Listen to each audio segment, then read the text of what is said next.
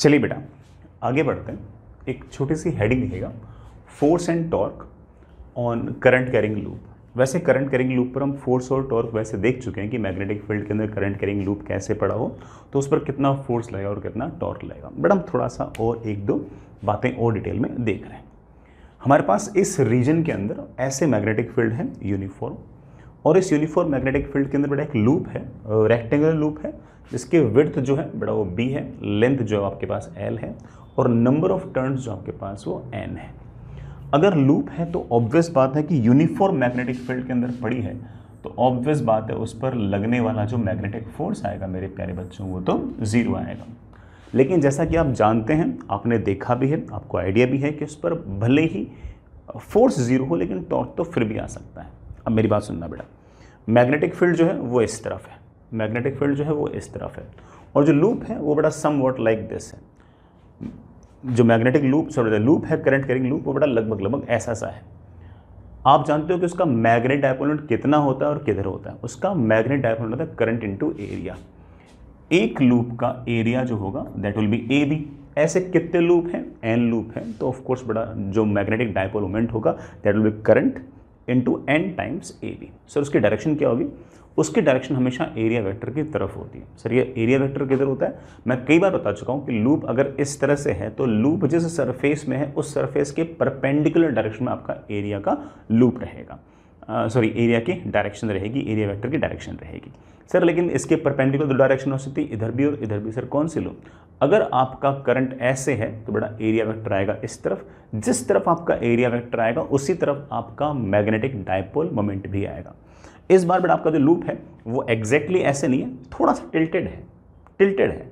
इसके कारण क्या है कि जो आपकी मैग्नेटिक फील्ड थी, जो एक्सटर्नल मैग्नेटिक फील्ड है वो तो ऐसे है, लेकिन लूप ऐसे नहीं पड़ा, लूप थोड़ा सा ऐसे पड़ा है। और अगर लूप थोड़ा सा अगर ऐसे पड़ा है तो उसका एरिया वेक्टर होगा इस तरफ, मैग्नेटिक डायपोल मोमेंट होगा इस तरफ। मैग्नेटिक डायपोल मोमेंट और एक्सटर्नल मैग्नेटिक फील्ड के बीच में कुछ ना कुछ एंगल है। लेट्स से बेटा आपको सवाल के अंदर या फिर सिचुएशन के अंदर एंगल थीटा पहले से गिवन है, मैं लिख भी देता हूं बेटा। Theta is angle between external magnetic field and हमारा जो करंट कैरिंग लूप है उसका मैग्नेटिक डायपोल मोमेंट। सर कितना टॉर्क आएगा? मैं आपको डिटेल में बड़े प्यार से एग्जैक्टली किस किस वायर पर कितना कितना फोर्स आता है वगैरह वगैरह सब सिखा चुका हूँ। लेकिन मैं कहूँगा कि बेटा इस पूरे अरेंजमेंट पर आप टॉर्क सीधा लिख सकते हो कि torque is simply m cross b। जिस तरह से बार मैग्नेट पर हम लिखते हैं torque is equals to m cross b, बेटा वैसे आप यहाँ पर भी लिख सकते हो m cross b। m cross b, m vector है ऐसे, b वेक्टर ऐसे, टॉर्क आएगा m क्रॉस b नीचे की तरफ। सर नीचे की तरफ क्या मतलब? नीचे की तरफ हमारा लूप रोटेट करेगा? नहीं बेटा, टॉर्क एक एक्सियल वेक्टर है। टॉर्क अगर नीचे की तरफ है इट मीन्स दैट लूप ऐसे रोटेट करना चाह रहा है। जो आपका लूप यूं है वो इस तरह से यूं रोटेट होना चाह रहा है। इस टॉर्क का अगर मैग्नीट्यूड लिखना चाहो तो आप बड़े आराम से लिख सकते हो कि this torque will be of course M B sine theta. Magnetic dipole moment will be of course बेटा करंट इनटू बड़ा एरिया एक लूप का ए बी है, n नंबर ऑफ लूप्स का बड़ा of course n times A B है, into external magnetic field into sine of theta. ये आपका आ गया टॉर्क। और टॉर्क है किस तरफ? इस तरफ मैग्नेटिक फील्ड होती और इसी तरफ आपका मैग्नेटिक डायपोल मोमेंट होता तो ऑफ कोर्स टॉर्क जीरो होता। आपका मैग्नेटिक डायपोल मोमेंट है ऐसे, तो टॉर्क जो है बेटा उसके अपोजिट डायरेक्शन में यूं। अगर आपने डिस्प्लेस किया इस तरफ तो टॉर्क उसके अपोजिट डायरेक्शन में यूं वापस लाने की कोशिश कर रहा है। टॉर्क ही नहीं बल्कि मैं इस मैग्नेटिक फील्ड और इस लूप के बीच में जो इंटरेक्शन है उस मैग्नेटिक इंटरेक्शन की एक मैग्नेटिक पोटेंशियल एनर्जी और डिफाइन कर सकता हूं। क्या डिफाइन कर रहा हूं बेटा? Magnetic potential energy. सर ये मैग्नेटिक पोटेंशियल एनर्जी कैसे डिफाइन करोगे बेटा? वैसे जैसे मैग्नेट में की थी। मैग्नेट में मैंने मेरे बच्चों को सिखा रखी थी कि मैग्नेटिक पोटेंशियल एनर्जी, किसी मैग्नेट को अगर मैं यूनिफॉर्म मैग्नेटिक फील्ड के अंदर रख दूं तो मैग्नेटिक पोटेंशियल एनर्जी आती है minus M B cos theta. यहाँ पर भी minus M B cos theta, बस इसका m हमें अलग से लिखना आता है। कितना आता है बेटा?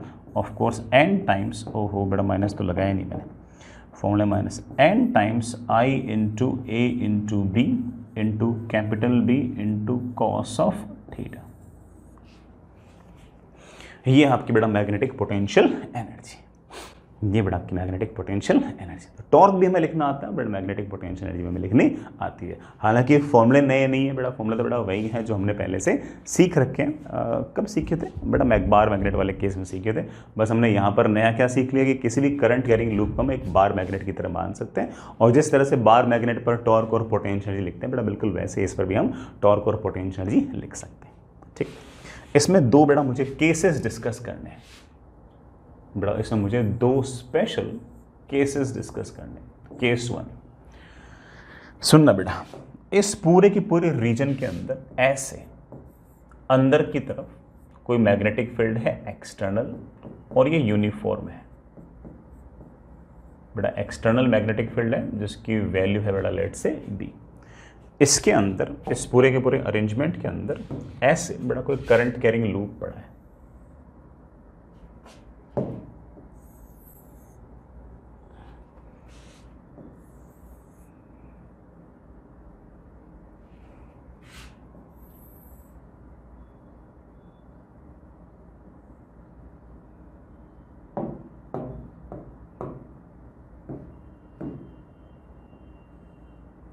करंट कैरिंग लूप पड़ा है, उसमें लेट से बड़ा करंट जा रहा है ऐसे,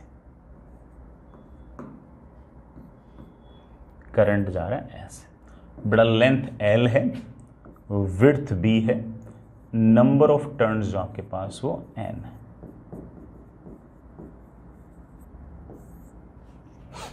नंबर ऑफ टर्न्स जो आपके पास ऐसे N है। डिस्कस करते हैं बेटा दो तीन बातें। सबसे पहली बात बेटा, करंट ऐसे है, करंट ऐसे, करंट ऐसे, करंट ऐसे, करंट ऐसे। इस लूप को हमने कहाँ रखा हुआ है? एक एक्सटर्नल मैग्नेटिक फील्ड के अंदर रखा हुआ है, जैसे अंदर की तरफ है। इस पूरे के पूरे लूप का मैग्नेटिक डाइपोल मोमेंट होगा ऐसे बाहर की तरफ बेटा, बाहर के लिए ऐसे डॉट लगा, और उस मैग्नेटिक डाइपोल मोमेंट की वैल्यू होगी करंट मल्टीप्लाइड बाय एरिया बेटा। What's the area? Area is of course L into B. लेकिन L इंटू बी तो सिर्फ और सिर्फ बेटा एक ही नंबर ऑफ टर्न का एरिया हो गया, n नंबर ऑफ टर्न्स है तो n से मल्टीप्लाई कर दिया।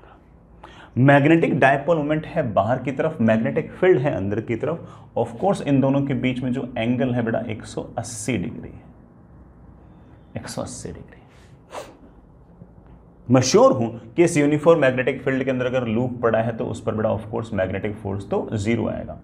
टॉर्क का फॉर्मूला हुआ करता था बेटा, क्या फॉर्मूला हुआ करता था? mb sin थीटा बेटा। साइन 180 तो जीरो है, तो टॉर्क की वैल्यू भी आपके पास जीरो है। सर टॉर्क की वैल्यू को जीरो को मैं फील कर सकता हूं? अरे बेटा बिल्कुल फील कर सकते हो, कोई दिक्कत नहीं है। जैसे यहां पर देखो, L वेक्टर ऐसे, B वेक्टर ऐसे, L क्रॉस B बेटा, इस पर फोर्स आएगा ऐसे। उस फोर्स की मुझे वैल्यू पता है ILB। L वेक्टर ऐसे, B वेक्टर ऐसे, फोर्स आएगा ऐसे बेटा। उस फोर्स की वैल्यू मुझे बड़े आराम से पता है, I into length into magnetic field. इसमें बेटा L वेक्टर ऐसे, B वेक्टर ऐसे, फोर्स आएगा ऐसे। L वेक्टर ऐसे, B वेक्टर ऐसे बेटा, फोर्स आएगा ऐसे। आई होप बेटा सारे बच्चों को समझ में आ गया होगा कि एक तरीके से हमारा जो पूरा का पूरा ये जो रेक्टेंगुलर फ्रेम है, इस पर फोर्स ऐसे लग गए, फोर्स ऐसे लग गए। जब तक बेटा फोर्सेस ऐसे अंदर की तरफ, ऐसे अंदर की तरफ लगेंगे तो ऑब्वियस बात है कि बेटा नेट जो टॉर्क आएगा वो तो जीरो आएगा, किसी प्रकार का कोई रोटेटिंग इफेक्ट तो आएगा ही नहीं। जैसे फॉर एग्जांपल ऐसे देखना, मैं इस वाले एंड को और इस वाले एंड को ऐसे अंदर की तरफ पुश कर रहा हूं, क्या कोई रोटेटिंग इफेक्ट आया? नहीं। मैं इस वाले एंड को और इस वाले एंड को अंदर की तरफ पुश कर रहा हूं, क्या कोई रोटेटिंग इफेक्ट आया? नहीं, किसी प्रकार का कोई रोटेटिंग इफेक्ट नहीं आया है। फोर्स तो बड़ा वैसे जीरो, अंदर का फोर्स, अंदर का फोर्स, अंदर का फोर्स, अंदर का फोर्स कैंसिल। सर क्या मैं इस केस में अच्छा हाँ, टॉर्क भी जीरो, फोर्स भी जीरो, तो ऑब्वियस बात है कि बेटा मैं इसे इक्विलिब्रियम कह सकता हूं। क्या कह सकता हूं बेटा? इक्विलिब्रियम। कि सिस्टम हमारा इक्विलिब्रियम पे है। अच्छी बात है बेटा। ये इक्विलिब्रियम स्टेबल है या अनस्टेबल है ये चेक करते हैं बेटा चेक। स्टेबल है या अनस्टेबल है ये चेक करने के लिए आप एक काम कीजिए कि सारे के सारे अरेंजमेंट को हल्का सा डिस्प्लेस कीजिए, बिल्कुल हल्का सा डिस्प्लेस कीजिए। अगर मैं इस सारे के सारे अरेंजमेंट को हल्का सा यूं डिस्प्लेस कर दूं, बेटा गौर करना, मैं इस सारे के सारे अरेंजमेंट को हल्का सा अगर यूं डिस्प्लेस कर दूं तो गौर कीजिएगा, इस पर फोर्स लग रहा है यूं, इस पर फोर्स लग रहा है यूं, ये जो फोर्स इस पर इधर की तरफ लग रहा है और इस पर जो फोर्स इधर की तरफ लग रहा है पूरे को यूं घुमा देगा। फिर से सुनना, ये तो इक्विलिब्रियम पोजीशन है, इस इक्विलिब्रियम पोजीशन से मैंने हल्का सा डिस्प्लेस किया, ठीक है। इस पर ILB लगेगा ऐसे, मेरी तरफ वाले पे ILB लगेगा ऐसे। ये जो ILB इधर लगा और ये जो ILB इधर लगा, ये वापस इसको इक्विलिब्रियम पोजीशन की तरफ लेके जाएगा या दूर भगा देगा। तो आप बोलोगे सर मैंने जिस तरफ एंगुलर डिस्प्लेसमेंट किया है ILB और ILB का टॉर्क भी उसी तरफ आ रहा है, तो इसका मतलब ये जो हमारा फोर्स है, सॉरी ये जो हमारा टॉर्क है, ये वापस से इक्विलिब्रियम पोजीशन की तरफ नहीं ला रहा बल्कि दूर भगा रहा है। और अगर दूर भगा रहा है तो बेटा इस तरह के इक्विलिब्रियम पोजीशन को हम स्टेबल इक्विलिब्रियम पोजीशन कहेंगे या फिर अनस्टेबल इक्विलिब्रियम पोजीशन कहेंगे। तो आप बेटा घर से बैठे बैठे जोर जोर से चिल्ला चिल्ला के बोल रहे होंगे सर ऑब्वियस बात है कि इस तरह की पोजीशन को हम अनस्टेबल इक्विलिब्रियम पोजीशन कहेंगे। यही नहीं, मेरे बच्चे एक बात और बोल सकते हैं कि सर इसकी जो पोटेंशियल एनर्जी है उसका फॉर्मूला होता है -mb cos थीटा। बेटा cos 180 तो -1 होता है, पोटेंशियल एनर्जी की वैल्यू आ गई है प्लस में mb। As you can see that कि ये पोटेंशियल एनर्जी की मैक्सिमम वैल्यू है। पोटेंशियल एनर्जी इससे ज्यादा नहीं हो सकती। जहां पर पोटेंशियल एनर्जी का मैक्सिमम होता है वो इक्विलिब्रियम तो होता है लेकिन स्टेबल नहीं, अनस्टेबल। तो आप कह सकते हो कि ये बात भी बेटा किसकी तरफ इंडिकेट कर रही है कि ये हमारा एक unstable equilibrium position. I hope बेटा आपका काम चल जाएगा। आगे चलिए, इसी में बेटा मैं एक छोटा सा केस और दे रहा हूं। Next is case 2। सुनिए बेटा, अंदर की तरफ यूनिफॉर्म मैग्नेटिक फील्ड है B, एक्सटर्नल मैग्नेटिक फील्ड है बेटा, किसी मैग्नेट वगैरह की वजह से मैंने क्रिएट कर रखी है। इस मैग्नेटिक फील्ड के अंदर मैंने एक ये रेक्टेंगुलर वायर बेटा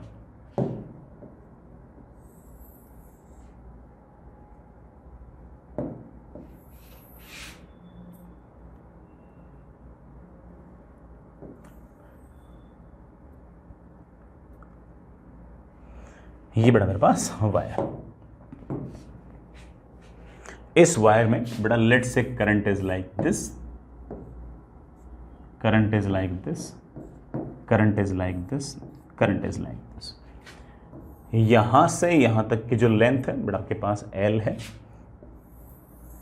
यहां से यहां तक की जो विड्थ है बेटा आपके पास वो B है, और इसके नंबर ऑफ टर्न्स जो है बेटा आपके पास वो N है। सारी की सारी कहानी बेटा काफी हद तक सेम सी है। इस एक्सटर्नल मैग्नेटिक फील्ड के अंदर बेटा एक करंट कैरिंग लूप पड़ा है और रेक्टेंगुलर लूप है।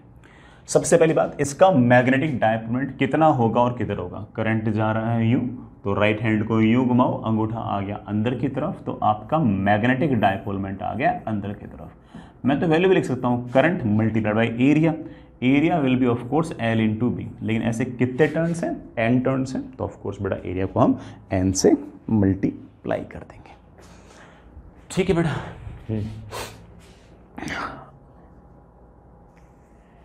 अब क्या, सबसे पहली बात, इस लूप पर लगने वाला मैग्नेटिक फोर्स कितना होगा। मेरे बच्चे भी कहोगे सर ये भी कोई आर्गुमेंट वाली बात है क्या। लूप है, यूनिफॉर्म मैग्नेटिक फील्ड के अंदर पड़ा है, तो ऑफ कोर्स मैग्नेटिक फोर्स तो जीरो आएगा। सर टॉर्क क्या आएगा। बेटा टॉर्क के लिए मुझे एंगल चेक करना पड़ेगा कि मैग्नेटिक फील्ड के अंदर और मैग्नेटिक डायपोलमेंट के बीच में एंगल क्या है। मैग्नेटिक फील्ड भी अंदर की तरफ, मैग्नेटिक डायपोलमेंट भी अंदर की तरफ, दोनों अंदर की तरफ, तो ऑफ कोर्स बेटा आपका एंगल तो जीरो है। और अगर एंगल जीरो है तो टॉर्क की वैल्यू जैसा आप लोग जानते हो that is mb sin theta, बेटा that comes out to be zero. Torque zero है। सर टॉर्क तो एंगल थीटा 180 था तब भी जीरो था। बेटा तब भी जीरो था, वो भी इक्विलिब्रियम पोजीशन थी और ये भी इक्विलिब्रियम पोजीशन है। हो सकता है कि कोई मेरा बच्चा बोलता है sir torque is equals to zero, मुझे फॉर्मूले से समझ में आ गया। सर फील भी करा सकते हो क्या। अरे बेटा क्यों नहीं करा सकते, फील पक्का करा सकते हैं। सुनिएगा, L वेक्टर ऐसे, B वेक्टर ऐसे, L क्रॉस B, बड़ा फोर्स आएगा नीचे की तरफ, current into length into magnetic field. Current ऐसे, मैग्नेटिक फील्ड ऐसे, ILB, बड़ा फोर्स आएगा बाहर की तरफ, that is I into L into B। Current ऐसे, मैग्नेटिक फील्ड ऐसे, फोर्स आएगा ऊपर की तरफ।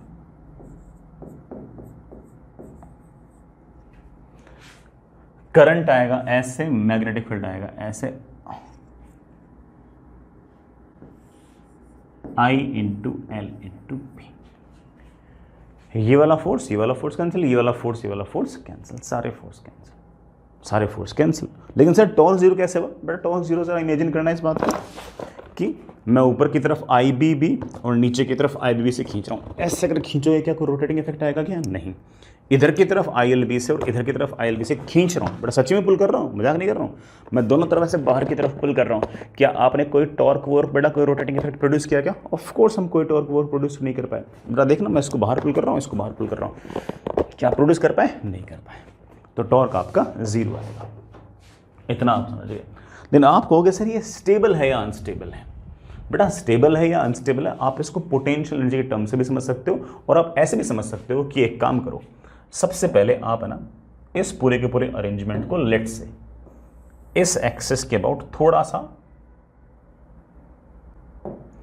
एंगल घुमाओ, ऐसे एंगल थीटा घुमाओ, थोड़ा सा एंगल थीटा घुमाओ। देखो देखो आराम से देखना, इस पूरे अरेंजमेंट को ऐसे हल्का सा घुमाओ, ठीक है? घुमाया, इस पर फोर्स लग रहा है आई एल बी ऐसे, इस पर फोर्स लग रहा है आई एल बी ऐसे। ये जो पुल करूंगा और ये जो पुल करूंगा, गौर करना, ये पुल और ये पुल तो वापस इसको ये ले आएंगे। देखो देखो ये थीटा इक्वल टू जीरो था, मैंने इसको हल्का सा एंगुलर डिस्प्लेसमेंट दिया, इस पर फोर्स लग रहा है अब इस तरफ और इस पर फोर्स लग रहा है इस तरफ। ये मैं सच में पुल कर रहा हूं, मैं इसको इधर पुल करूंगा और इसको इधर पुल करूंगा। जैसे ही पुल करूंगा हमारा वापस जो लूप है वो तो एग्जैक्टली उस इक्विलिब्रियम पोजीशन पर आने की वापस से कोशिश कर रहा है। मतलब टॉर्क है ऐसे, एंगुलर डिस्प्लेसमेंट मैंने किया है ऐसे, और जो इस तरफ फोर्स लगा और इस तरफ फोर्स लगा और टॉर्क प्रोड्यूस कर रहा है उसके अपोजिट। इस तरह के टॉर्क को हम एक नाम भी दे सकते हैं, क्या? Restoring torque. तो आप बड़ा क्या कहोगे कि ये स्टेबल इक्विलिब्रियम पोजीशन है या अनस्टेबल इक्विलिब्रियम पोजीशन है? तो आप बड़े आराम से बोल पा रहे होंगे सर पक्की बात है कि ये तुम्हारे पास एक स्टेबल इक्विलिब्रियम पोजीशन है। ये स्टेबल है या अनस्टेबल है, इस बात को मैं एक तरीके से और बता सकता हूँ। कैसे? कि इस इंस्टेंट पर मैं आपसे पूछूं कि पोटेंशियल एनर्जी कितनी है, बेटा पोटेंशियल एनर्जी होगी of course minus M into B into cos of zero, this is minus M B. Can the potential energy be less than this? Of course not. फॉर्मूले के हिसाब से अगर देखो तो पोटेंशियल एनर्जी इससे कम तो हो ही नहीं सकती। This is the minimum potential energy state, and as you know that कि at minimum potential energy state again there will be an equilibrium, but this equilibrium is of course going to be a stable equilibrium position. I am really hoping कि बड़ा इस बात को आप समझ गए होंगे। और अगर आपने इस स्टेबल इक्विलिब्रियम पोजीशन से अगर इस पूरे के पूरे अरेंजमेंट को हल्का फुल्का एंगल देके छोड़ दिया तो it will perform oscillatory motion, और अगर एंगल छोटा हुआ तो बेटा वो एसएचएम भी कर सकता है। तो मैं एक बात और लिख दूं बेटा, if we displace, sorry beta,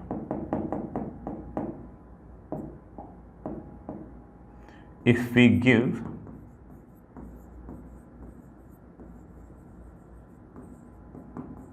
angular displacement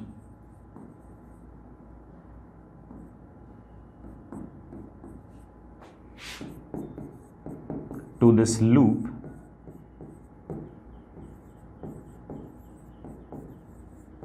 a restoring torque will act opposite to angular displacement। और बेटा वो टॉर्क क्या करेगा? वापस लाने की फोर्स कोशिश करेगा, और हमारा जो लूप होगा, loop will perform oscillatory motion. ये ऑसिलेटरी मोशन एसएचएम भी हो सकता है। कब? अगर एंगल थीटा छोटा हुआ तो। If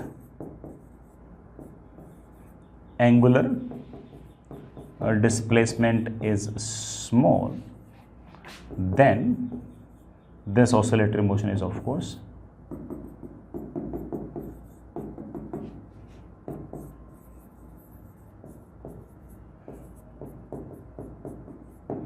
it will perform SHM. बेटा फ्री एसएचएम परफॉर्म करेगा, उसे भी देख लेते हैं।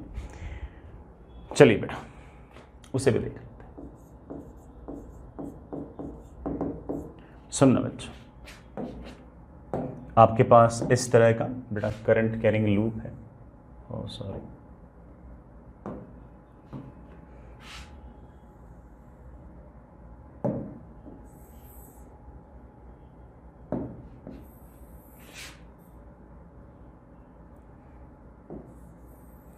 बेटा आपका इस तरह से करंट कैरिंग लूप है। इस करंट कैरिंग लूप में लेट से बेटा करंट ऐसे है, करंट ऐसे है, और कोई एक्सटर्नल मैग्नेटिक फील्ड ऐसे बी है बेटा, ये यूनिफॉर्म है। ये मैग्नेटिक फील्ड इस करंट की वजह से नहीं, कोई एक्सटर्नल है। ठीक, आप जैसा देख पा रहे हो कि इस पूरे के पूरे लूप का मैग्नेटिक डायपोलमेंट है बाहर की तरफ, मैग्नेटिक डायपोलमेंट भी बाहर की तरफ, मैग्नेटिक फील्ड भी बाहर की तरफ। अगर बेटा ये वाली लेंथ L है, ये बड़ा विड्थ B है, नंबर ऑफ टर्न्स अगर N है, तो बेटा this will be of course N into I into A into B, sorry. ठीक, अब मैंने हल्का सा एंगुलर डिस्प्लेसमेंट दे दिया।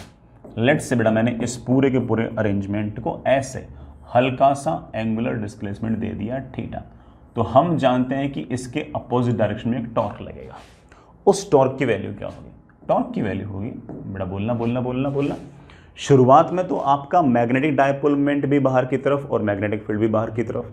अब मैग्नेटिक फील्ड तो बाहर की तरफ है, लेकिन लूप को आपने एंगल थीटा घुमा दिया है। अगर आपने लूप को एंगल थीटा घुमा दिया है तो मैग्नेटिक डायपोलमेंट भी एंगल थीटा घूम गया है, और मैग्नेटिक डायपोलमेंट अगर थीटा घूम गया है तो मैग्नेटिक फील्ड और मैग्नेटिक डायपोलमेंट के बीच एंगल हो गया कितना? थीटा।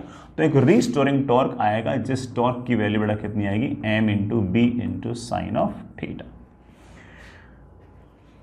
सिंपल हार्मोनिक मोशन होने के लिए टॉर्क जो है वो डायरेक्टली प्रोपोर्शनल टू थीटा होना चाहिए। वो हमेशा नहीं होगा, वो सिर्फ तब होगा अगर मान लीजिए कि आपका एंगल थीटा स्मॉल हुआ, तब आप कह सकते हो कि torque can be written as M B theta, और हम कह सकते हैं कि ये SHM करेगा, मोर स्पेसिफिकली एंगुलर SHM करेगा। हमने पहला काम थोड़ा प्रूव कर दिया कि हमने एंगुलर SHM प्रूव कर दिया। एंगुलर SHM प्रूव करने के लिए सिर्फ और सिर्फ दो ही कंडीशन होती है कि डिस्प्लेसमेंट करोगे इस तरफ तो टॉर्क आएगा इस तरफ, वो तो हम जानते ही हैं, और टॉर्क जो है वो डायरेक्टली प्रोपोर्शनल टू थीटा आना चाहिए। सर क्या हम टाइम पीरियड निकाल सकते हैं? बेटा बिल्कुल निकाल सकते हैं, क्यों नहीं निकाल सकते। This torque is equals to I into alpha, that is equals to M into B into theta. Alpha की वैल्यू मेरे प्यारे बच्चों आ गया है MB upon I into theta. Alpha is equals to something into theta. This something is of course your omega square. So omega comes out to be under root of MB upon I, या फिर time period comes out to be of course 2 pi by omega. That is 2 pi under root of I upon M. ये हमारा बड़ा time period आ गया। Simple harmonic motion का ये time period आ गया। ऐसा टाइम पीरियड हमारे पास बार मैग्नेट के केस में भी आया था, बिल्कुल वैसा का वैसा सा ही है। ठीक है बच्चों, आगे चलते हैं। इस बात पे आपसे सवाल पूछ लेता हूँ बेटा,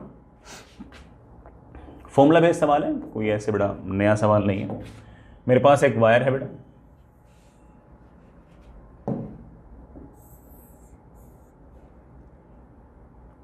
रेक्टेंगुलर वायर है,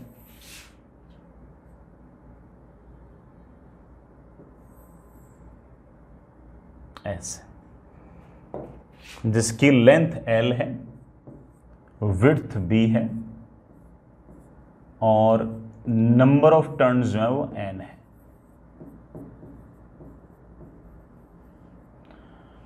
नंबर ऑफ टर्न्स जो है वो इस तरह से N है।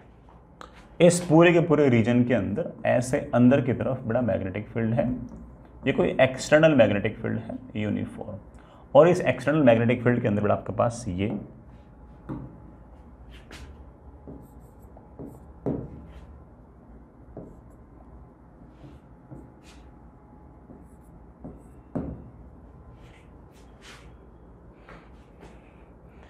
करंट है, ये बड़ा करंट, ठीक है, बीचों बीच से बेटा गुजरने वाली ये एक एक्सिस। अच्छा बेटा मैं एक बात बोल दूं, ये जो पूरा का पूरा तार है ना, ये जो पूरा का पूरा तार है,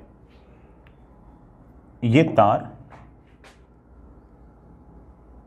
इस तार का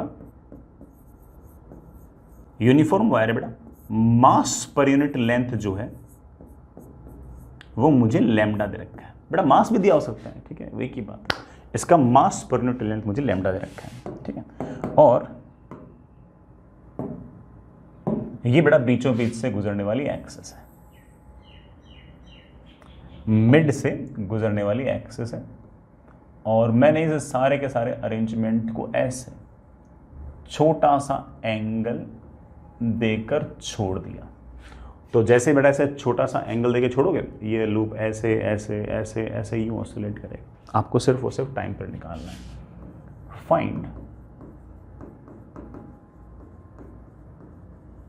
time period of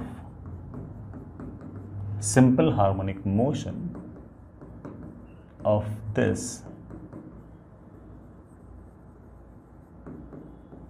rectangular loop. अब यार बेटा बार बार ना रिपीट करने की जरूरत थोड़ी, तुम फॉर्मूला जानते ही हो कि टाइम पीरियड का फॉर्मूला आएगा T is equals to 2 pi under root of I upon M B. I क्या है, एम क्या है, बी तो दे रखा है। सबसे पहले बेटा एम लिखता हूं, एम होगा करंट इनटू एरिया। बेटा करंट है आई, एरिया बेटा of course L into B. ऐसे कितने टर्न से बेटा एन, ध्यान रखना बेटा एम तो ये है। बस मुझे मोमेंट ऑफ इनर्शिया और पता लग जाए, बस बेटा मोमेंट ऑफ इनर्शिया और पता लग जाए, मजा आ जाएगा। मोमेंट ऑफ इनर्शिया सुनना बेटा, इस एक्सिस से ये वाला वायर तो फिक्स डिस्टेंस पे है, कितनी, L/2 डिस्टेंस पे, तो सीधा लिख सकता हूं मास इंटू L/2 का स्क्वायर। इसका मास कितना है, इसका मास है लैम्डा इंटू इसकी लेंथ है b, मास मल्टीप्लाइड बाई इस एक्सिस से दूरी का स्क्वायर। इस एक्सिस से बड़ा दूरी कितनी है, जो हाल इसका है बेटा वही हाल इसका है। ये सारा का सारा वायर बेटा यहाँ से कितने डिस्टेंस पे है, L/2 की दूरी पे है। और इसका मास प्यारे बच्चों कितना है, लैम्डा इंटू बी है। इसका तो हो गया बेटा moment of inertia, plus plus plus plus plus इस एक्सिस के अबाउट इस वायर का कितना होगा, याद ही बेटा ml²/12, बीचों बीच से गुजरने वाली एक्सिस के अबाउट ml²/12। इसका मास कितना है, इसका मास है lambda into L, M L²/12। बेटा मास कितना है, लैम्डा इंटू एल, लेंथ कितनी बेटा L, ml²/12, जो इसका बेटा वही इसका इंटू 2। मैंने बेटा बहुत मेहनत से सारा काम किया है, ठीक है, कर लो क्या, ठीक। आई रख देना, एम रख देना, बी बेटा सवाल के अंदर आपको दे रखा है, आपको कोई टेंशन लेने की जरूरत ही नहीं है, ठीक है। अच्छा आगे चलते हैं बेटा, चलिए बेटा आगे चलते हैं। एक टर्म अपन और डिफाइन कर रहे हैं, दैट इज मैग्नेटिक फ्लक्स।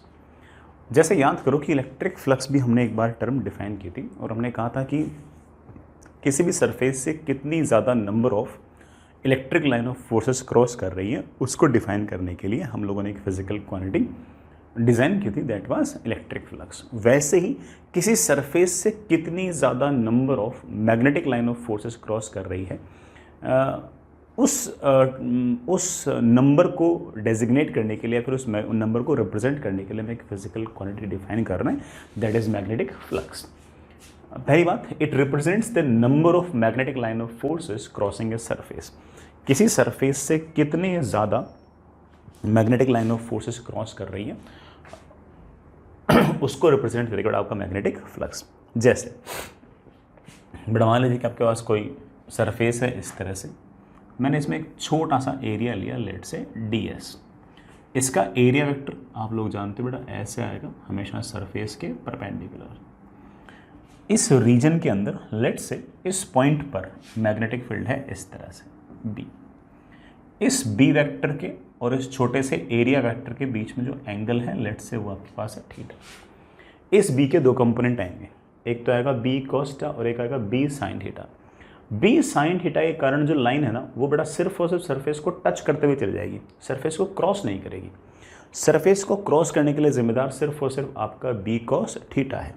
तो इस छोटे से एरिया में से गुजरने वाला जो छोटा सा मैग्नेटिक फ्लक्स है उसको बड़ा हम बड़े आराम से बोलते हैं B dot D S. Sir ऐसा क्यों बोला? बिकॉज बड़ा this is B into D S into cos of theta, क्योंकि सिर्फ और सिर्फ जो बी कॉस थीटा है वही सिर्फ और सिर्फ मैग्नेटिक लाइन ऑफ फोर्स को क्रॉस कराने के लिए जिम्मेदार है। बी साइन थीटा तो सरफेस से ऐसे टच करके चला जाएगा। सर आपने तो सिर्फ और सिर्फ ये छोटे से एरिया में से निकलने वाला फ्लक्स निकालना है, मुझे पूरे एरिया पर अगर निकालना हो तो बड़ा पूरे एरिया पर अगर निकालना होगा तो ऐसे छोटे छोटे एरियाज लेता जाऊंगा, उन छोटे छोटे एरियाज पर फ्लक्स निकालता जाऊंगा और उन फ्लक्स को मैं इंटीग्रेट करता जाऊंगा और that will be integration of B dot D S. तो आप ऐसा भी कह सकते हो कि फ्लक्स जो है it is surface integral of magnetic field, magnetic field का सरफेस इंटीग्रल है। ये शब्द बेटा हम ऐसा नहीं कि पहली बार यूज़ कर रहे हैं, हमने पहले भी यूज़ किए। अगर बी डॉट डी एल लिखा होता और उसका इंटीग्रेशन करते तो हम उसको line integral of magnetic field बोलते, और अगर आपने बी डॉट डी एस किया है और उसका इंटीग्रेशन किया तो इसे हम surface integral of magnetic field बोलेंगे। ये शब्द बेटा हम पहले भी पढ़ चुके हैं। अगर आप किसी क्लोज सरफेस में कर रहे हो तो बड़ा यहाँ पर ऐसे एक छोटा सा गोलापन को और बनाना चाहिए, हालांकि हम बना नहीं रहे। ठीक, अगर मान लीजिए ये बड़ा यहाँ तक बात समझ आ गई। अगर मान लीजिए कि किसी रीजन के अंदर लेट्स से मैग्नेटिक फील्ड जो है वो यूनिफॉर्म है, अगर आपकी बड़ा मैग्नेटिक फील्ड यूनिफॉर्म है तो आप कह सकते हो कि जो फ्लक्स आएगा बड़ा दैट विल बी, वैसे तो हम जानते हैं कि integration of B dot D S होता है, हम इस बी वेक्टर को बाहर निकाल सकते हैं का dot with integration D S vector. बेटा इस इंटीग्रेशन डी एस वेक्टर हो तो मतलब समझिए होगी D S D S D S D S, बेटा सारा एरिया जोड़ लो, बेटा that comes out to be B dot S. B dot S को आप ऐसे भी लिख सकते हो B into S into cos of theta. ये वाला फॉर्मूला तो हमेशा वैलिड है, ये वाला फॉर्मूला बेटा सिर्फ और सिर्फ कब वैलिड है? जब आपकी मैग्नेटिक फील्ड यूनिफॉर्म हो। ठीक है, ये आपका मैग्नेटिक फ्लक्स है। यहाँ से बेटा आपको फ्लक्स के बारे में कोई भी अगर बात समझ में आई हो तो सारी की सारी अपन एक एक करके लिखते हैं। ठीक, चलिए बेटा, flux is equals to integration of B dot D S. ठीक है, यहाँ से बेटा अगर आपको फ्लक्स के बारे में कोई बात समझ में आई हो तो सारी की सारी हम एक एक करके लिखते हैं। सबसे पहली बात बेटा, दो वेक्टर्स का डॉट प्रोडक्ट है तो ऑब्वियस बात है कि ये अपने आप में एक स्केलर क्वांटिटी है। फ्लक्स एक वेक्टर नहीं बल्कि बेटा स्केलर क्वांटिटी है। अच्छी बात है बेटा, ये स्केलर पॉजिटिव भी हो सकता है, नेगेटिव भी हो सकता है और ज़ीरो भी हो सकता है। ये बेटा पॉजिटिव, नेगेटिव, ज़ीरो कुछ भी हो सकता है। जैसे फॉर एग्जांपल मान लीजिए कि आपके पास ये सरफेस है, ऐसे बेटा अगर मान लो कभी क्लोज सरफेस वगैरह होगी ना तो हम बाहर वाले एरिया वेक्टर को पॉजिटिव मानते हैं और अंदर वाले एरिया वेक्टर को हम नेगेटिव मानते हैं। ठीक है, वो बिल्कुल वैसे से इलेक्ट्रोस्टैटिक्स वगैरह में था। लेट्स से फॉर एग्जांपल यहाँ पर एरिया वेक्टर है ऐसे डी एस और इस पॉइंट पर लेट्स से मेरे प्यारे बच्चों मैग्नेटिक फील्ड है ऐसे, तो ऑब्वियस बात है कि इन दोनों के बीच में जो एंगल थीटा है बेटा ये एक्यूट है। एंगल थीटा जो है बेटा वो एक्यूट है। एंगल थीटा अगर एक्यूट है तो ऑब्वियस बात है कि आपका कॉस थीटा पॉजिटिव है। कॉस थीटा अगर पॉजिटिव है तो इसमें से गुजरने वाला जो फ्लक्स आएगा बेटा वो आपका पॉजिटिव आएगा, है कि नहीं? नेगेटिव हो सकता है, कैसे बेटा? नेगेटिव ऐसे हो सकता है कि मान लीजिए बेटा आपके पास ये रही सरफेस और इस सरफेस का एरिया वेक्टर लेट से ऐसे, लेट से एरिया वेक्टर ऐसे, लेकिन जो आपकी मैग्नेटिक फील्ड है वो लेट से बेटा इस पॉइंट पर ऐसे दे रखी है। तो इस इंस्टेंट पर आपके एरिया वेक्टर और मैग्नेटिक फील्ड के बीच का जो एंगल थीटा है ये आप देख पा रहे हो कि ऑब्ट्यूज है और बेटा अगर ये ऑब्ट्यूज है तो कॉस थीटा की वैल्यू नेगेटिव आएगी। कॉस थीटा की वैल्यू अगर नेगेटिव आएगी तो इस छोटे से एरिया में से गुजरने वाला जो फ्लक्स आएगा बेटा वो भी नेगेटिव आएगा, छोटा सा फ्लक्स नेगेटिव आएगा। तो बेटा ऐसे आप देख सकते हो कि बेटा फ्लक्स पॉजिटिव भी हो सकता है, नेगेटिव भी हो सकता है, जीरो भी हो सकता है। जीरो कब हो सकता है? या तो मैग्नेटिक फील्ड जीरो हो तब जीरो हो जाएगा, या फिर बेटा आपका बी वेक्टर हो ऐसे और ए वेक्टर हो ऐसे, दोनों एक दूसरे के परपेंडिकुलर हो तो फ्लक्स जीरो भी हो जाएगा। ठीक, इसकी यूनिट क्या होगी बेटा? इसकी यूनिट होगी मैग्नेटिक फील्ड इंटू एरिया। बेटा मैग्नेटिक फील्ड की यूनिट थी Tesla into area. Area is of course बेटा मीटर स्क्वायर। अगर किसी को याद हो तो अपन ने टेस्ला की एक यूनिट और लिखी थी, मतलब टेस्ला को हमने एक नाम से और जाना था, वेबर पर मीटर स्क्वायर। तो weber per metre square into metre square, तो बेटा मीटर स्क्वायर क्या हो गया, कैंसिल। तो आप इसे वेबर भी कह सकते हैं। बेटा इसे हम एब्रीवेट करते हैं WB से। बेटा W कैपिटल है, बेटा W कैपिटल है। ठीक है, आगे चलिए बेटा। नेक्स्ट इज इसकी डायमेंशन भी बेटा लिखनी आनी चाहिए। अब यार इसकी डायमेंशन मुझे तो याद नहीं है, तो मुझे निकालनी पड़ेगी। अगर मुझे इस फ्लक्स की डायमेंशन निकालनी है तो ऑफ कोर्स मैग्नेटिक फील्ड की डायमेंशन मल्टीप्लाइड बाय एरिया की डायमेंशन। अब यार एरिया की डायमेंशन तो मुझे याद है कि L का स्क्वायर। सर मैग्नेटिक फील्ड की डायमेंशन कैसे लिखोगे, बड़ा मुझे याद तो है, तो किसी फॉर्मूले से निकाल लेता हूँ। बड़ा याद करो, force is equals to charge into velocity into magnetic field into sine theta. Sine theta तो यूनिटलेस डायमेंशनलेस। फोर्स की डायमेंशन मेरे ख्याल से MLT-2। चार्ज की डायमेंशन मेरे प्यारे बच्चे IT। वेलोसिटी की डायमेंशन LT-1। इससे बड़ा मेरे B की डायमेंशन आ जाएगी T-1। बड़ा T-1 क्या हो गया, कैंसिल। ये L से बड़ा L क्या हो गया, कैंसिल। B की डायमेंशन मेरे पास आ गई, बड़ा क्या आ गई है, MI-1। बड़ा I उधर गया, I-1 इंटू T-2। ठीक है बेटा, तो MI-1 T-2। तो कुल मिलाकर मेरे पास डायमेंशन आ गई है फ्लक्स की ML2 I-1 T-2। ये बड़ा हमारे पास इसकी डायमेंशन आ गई, ये हमारे पास इसकी डायमेंशन आ गई। आई होप बड़ा क्लियर हो गया होगा, कोई ऐसा बहुत भारी काम लगा नहीं होगा। ये बड़ा आपकी फ्लक्स की डायमेंशन आ गई, मैग्नेटिक फ्लक्स की। इलेक्ट्रिक फ्लक्स की नहीं बेटा, इलेक्ट्रिक फ्लक्स के डेफिनेशन में E.ds था, वहाँ पर इलेक्ट्रिक फील्ड था, यहाँ पर आपका मैग्नेटिक फील्ड है। ठीक है बेटा, हमने मैग्नेटिक फील्ड के बारे में काफ़ी सारी बातें, मैग्नेटिक फ्लक्स के बारे में काफ़ी सारी बातें लिख ली है। आगे चलते एक सवाल पूछता बेटा आपसे। आपके पास ये एक सर्कल है ऐसे, जिसका रेडियस बेटा 2 मीटर है। इस सर्कल में से बेटा कोई ना कोई मैग्नेटिक फील्ड गुजर रही है ऐसे, यूनिफॉर्म मैग्नेटिक फील्ड है ऐसे।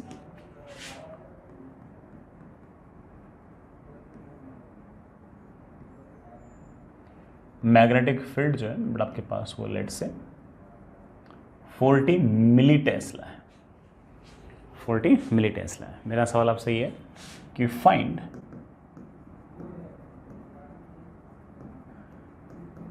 Magnetic flux through this circle. इस सर्कल में से बेटा कितना फ्लक्स गुजर रहा है ये निकालो। अब बेटा मैग्नेटिक फील्ड तो यूनिफॉर्म है, मैग्नेटिक फील्ड यूनिफॉर्म में तो आप कह सकते हो कि flux is simply magnetic field into area into cos of angle between them. But अगर ये सरफेस है ना, तो एरिया वेक्टर हमेशा इसके परपेंडिकुलर होगा, तो आप एरिया वेक्टर ऐसे ले सकते हो। हालांकि आप एरिया वेक्टर जो ना वो ऐसे भी ले सकते हो, कोई पाप नहीं है, बस थोड़ा सिर्फ और सिर्फ प्लस माइनस का अंतर आएगा। तो प्लस माइनस तो इस बात पर डिपेंड करता है कि हमने एरिया वेक्टर किस तरफ लिया है। ठीक है, इस तरफ आपका एरिया वेक्टर आएगा, उस एरिया वेक्टर का जो मैग्नीट्यूड है बेटा that is of course pi into radius का स्क्वायर, बेटा that is 4 pi metre square. Area vector और मैग्नेटिक फील्ड के बीच में जो एंगल है बेटा वो आपके पास है 60 डिग्री। आप कह सकते हो कि flux will be magnetic field, बेटा magnetic field is 40 milli tesla, 40 into 10⁻³ tesla into बेटा area. What is the area? Area is obviously बेटा 4 pi metre square into cos of angle between. अब ऐसा नहीं कि हम सरफेस और मैग्नेटिक फील्ड के बीच में एंगल लिख दें, एंगल तो हमेशा एरिया वेक्टर और मैग्नेटिक फील्ड के बीच में लिखेंगे। cos 60 बेटा cos 60 comes out to be half, बेटा this comes out to be 80 pi into 10⁻³ tesla into metre is of course tesla into metre square is obviously weber. मैंने calculation बड़ा सही तो किया ना? हाँ सही किया, क्योंकि बड़ा 40 इंटू 2, ये बड़ा हमारे पास आ गया फ्लक्स। आई होप आसान लगा होगा। आगे चलते चलिए बेटा, मुझे ना अगर मैग्नेटिक फील्ड नॉन यूनिफॉर्म हो तो फ्लक्स कैसे निकालना है वो बताना है बेटा। मेन बात तो वही है, बाकी तो ठीक रहेगी वाली बात तो आप खुद भी सोच सकते थे। ठीक है, एक मिनट यार। हाँ चलिए, सवाल लिखिए बेटा। आपका पास एक इनफाइनाइटली लॉन्ग वायर है, ऐसे इनफाइनाइटली लॉन्ग स्ट्रेट वायर है जिसमें करंट है I।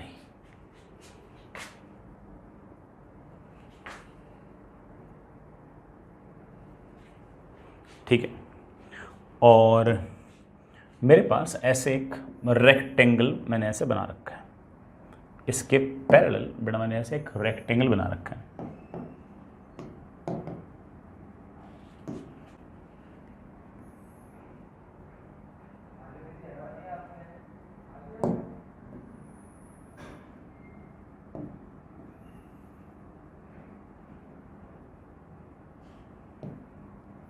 ये मैंने एक रेक्टेंगल बना रखा है, ऐसा रेक्टेंगल बेटा जिसकी हाइट आपके पास h है, जिसकी लेंथ बेटा आपके पास l है, और ये वाला डिस्टेंस बेटा आपके पास a है।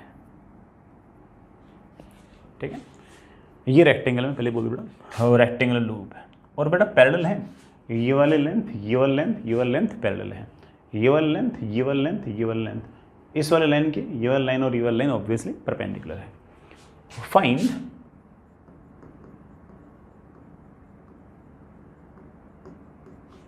Magnetic flux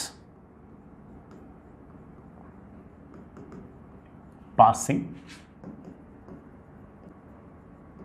through this rectangular loop. इस रेक्टेंगुलर लूप में से गुजरने वाला बेटा फ्लक्स कितना होगा, सोचते हैं बेटा। यहां पर पहली बात तो मैग्नेटिक फील्ड है किस कारण से, आप बोलोगे सर इस इनफाइनाइटली लॉन्ग वायर के कारण इस रीजन में अंदर की तरफ मैग्नेटिक फील्ड है तो सही, लेकिन मैग्नेटिक फील्ड हर जगह सेम नहीं है, यहाँ ज़्यादा है, यहाँ कम है, यहाँ कम है, यहाँ कम है। तो कौन सा फॉर्मूला लगाऊँ, बी डॉट एस लगाऊँ या बी डॉट डी एस लगाऊँ? तो बेटा आप घर से बैठे बैठे चिल्लाए कह रहे हो कि sir of course B dot D S लगाओ। बेटा बी डॉट डी एस अगर लगाना तो क्या करूँ, मुझे डी एस लेना पड़ेगा, एलिमेंट लेना पड़ेगा। क्या मैं एलिमेंट ऐसे ले लूँ, ऐसे रेक्टेंगुलर स्ट्रिप ले लूँ? आप बोलोगे ना सर ऐसी गुस्ताखी तो बिल्कुल ना करें, ऐसी रेक्टेंगुलर स्ट्रिप लेने से फ़ायदा क्या हुआ, भले कितनी कम थिकनेस के लो लेकिन हर जगह मैग्नेटिक फील्ड तो सेम ही नहीं है, और अगर मैग्नेटिक फील्ड सेम नहीं तो स्ट्रिप लेने का फ़ायदा क्या हुआ। तो चलिए बेटा मैं ऐसी एलिमेंट नहीं लूँगा। तो सर कैसी लोगे, बेटा मेरे पास एक प्लान है, प्लान सुनना। मैं यहां से x डिस्टेंस दूर आऊंगा,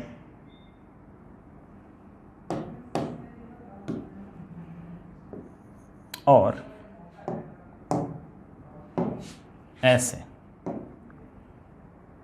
x डिस्टेंस दूर आऊंगा, और ऐसे एक कट लगाऊंगा बहुत छोटा सा, ऐसे कट लगाऊंगा बहुत छोटा सा dx थिकनेस का।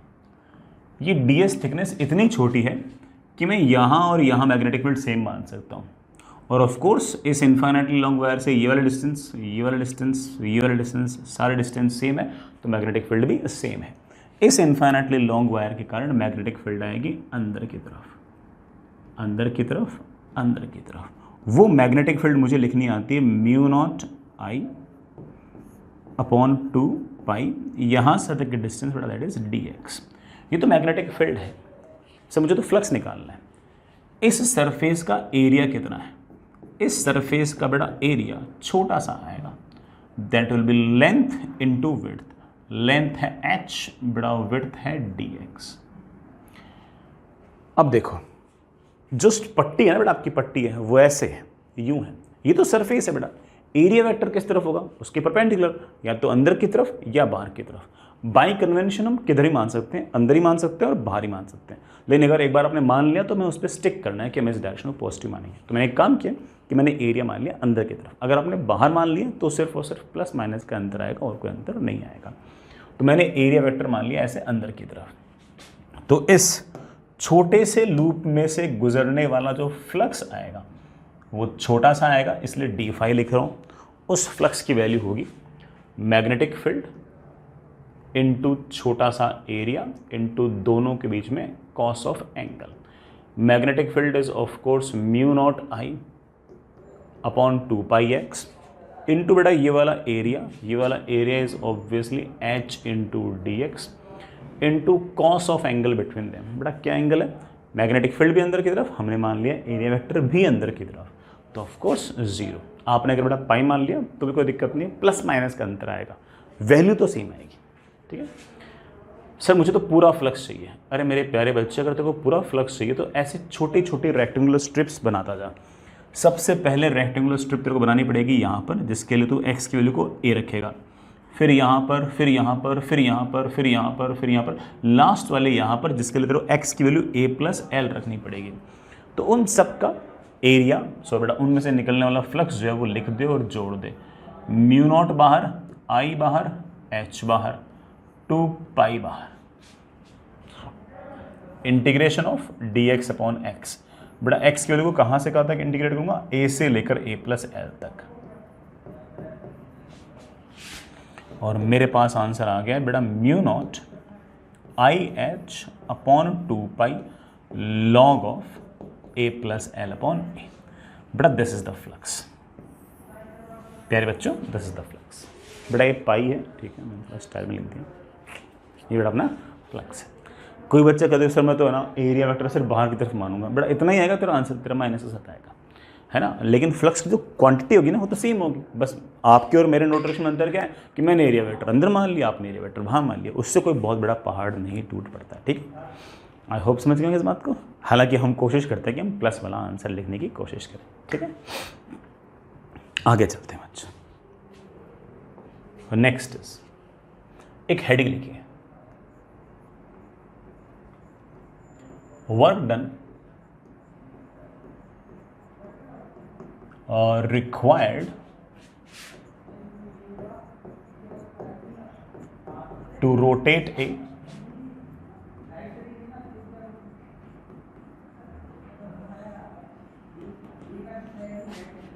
current carrying loop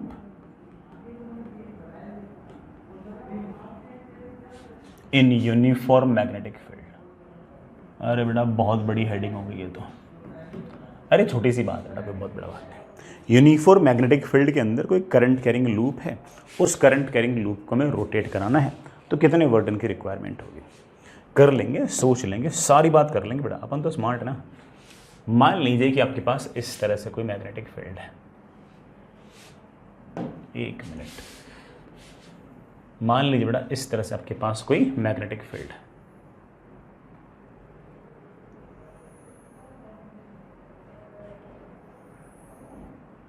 magnetic field बेटा पहले ही बोल दूं यूनिफॉर्म है, ऐसे बी, ये यूनिफॉर्म है। इस मैग्नेटिक फील्ड के अंदर कोई करंट कैरिंग लूप है। मेरा कोई करंट कैरिंग लूप है, लेट्स से ऐसे बेटा करंट जा रहा है ऐसे आई, और इसका मैग्नेटिक डायपोल मोमेंट जो है बेटा वो ऐसे है। Of course, this magnetic dipole moment will be current into area। जो मैग्नेटिक फील्ड है बेटा वो सामने की तरफ है, मैग्नेटिक डायपोल मोमेंट जो उसके साथ कुछ ना कुछ एंगल बना के है। लेट्स से बेटा दिस एंगल इज θ1। θ1 जो है वो हमारी मैग्नेटिक फील्ड और मैग्नेटिक डायपोल मोमेंट के बीच में एंगल है। मैं इस पूरे के पूरे लूप को रोटेट करना चाहता हूँ, और जो एंगल पहले θ1 था उसको रोटेट करके एंगल θ2 करना चाहता हूँ। तो मेरे पास बाद में कंडीशन ये हो जाएगी, मैग्नेटिक फील्ड तो बेटा वही है,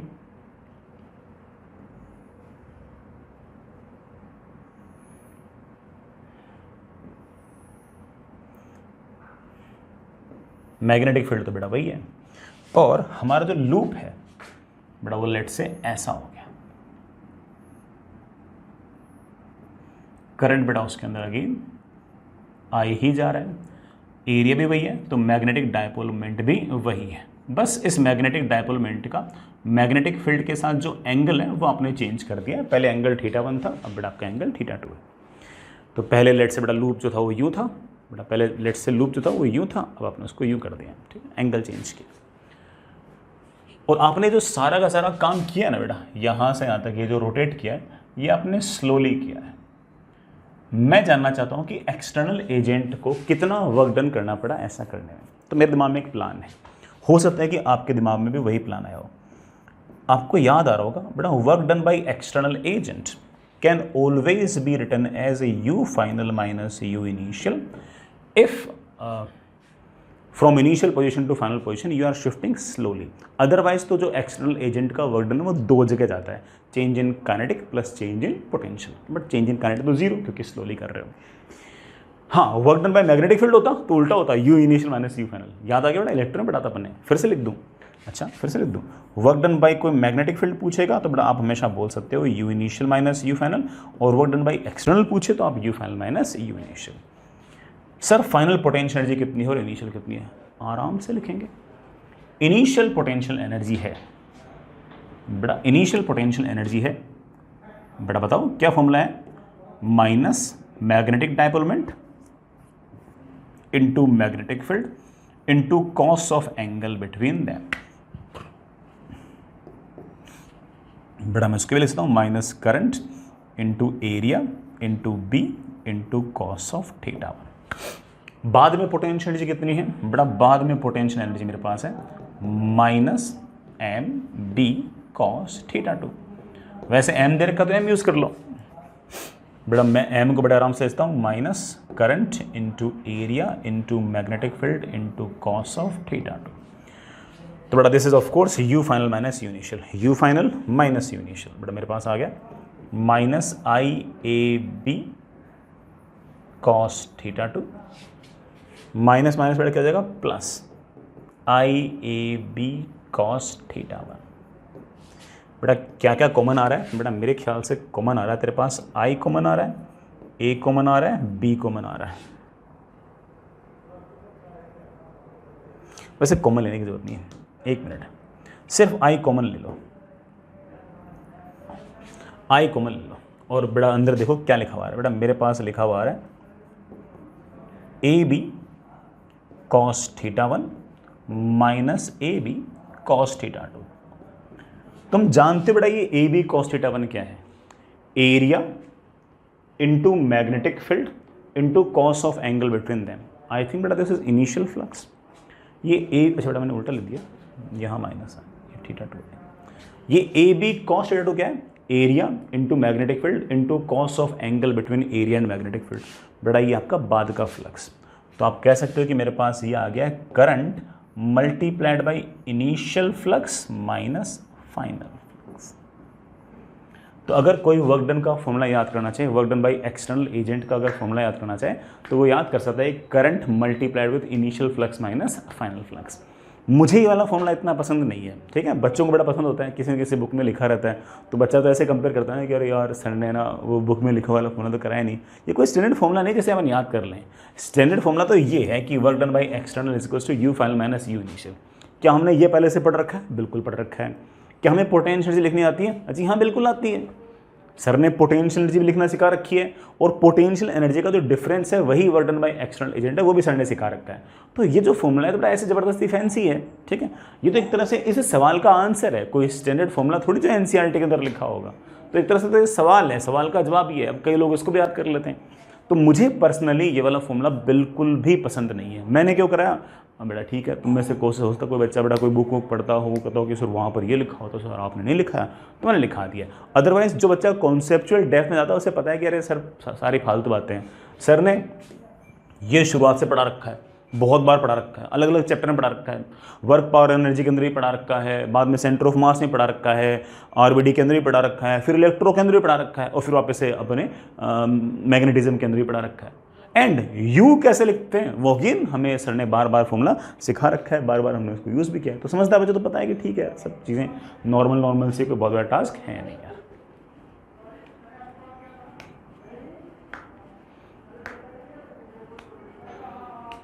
ठीक है बेटा, समझ गए होंगे। मेरे को अगेन मैं पहले बोल दूं बेटा, ये फॉर्मूला इतना कोई खास पसंद नहीं है, आप याद रखना चाहिए तो आपकी मर्जी। बेटा एक छोटा सा सवाल अच्छा है, इस सवाल के बेसिस पे हम एक अगला सवाल और करेंगे, है ना, वो थोड़ा सा और टफ होगा। ये दोनों टफ होंगे, ये भी टफ होगा, लेकिन इसके बेसिस पर आपका अगला सवाल आएगा। मेरे पास ये एक इनफाइनाइटली लॉन्ग स्ट्रेट वायर है बेटा, इस इनफाइनाइटली लॉन्ग स्ट्रेट वायर में करंट है I1। बेटा पहले क्लियर कर दूं, सवाल टफर साइड में है, करंट है बेटा I1। इसके पैरेलल में एक दूसरा लूप है जो इसके पैरेलल है, रेक्टेंगुलर लूप है बेटा, पहले ही बोल दूं, मैं भले सवाल में लिखूं नहीं लेकिन बोलता तो रहता हूं ना कि रेक्टेंगुलर है वगैरह वगैरह। इस दूसरे लूप के अंदर मेरे प्यारे वाले बच्चों करंट जा रहा है I2।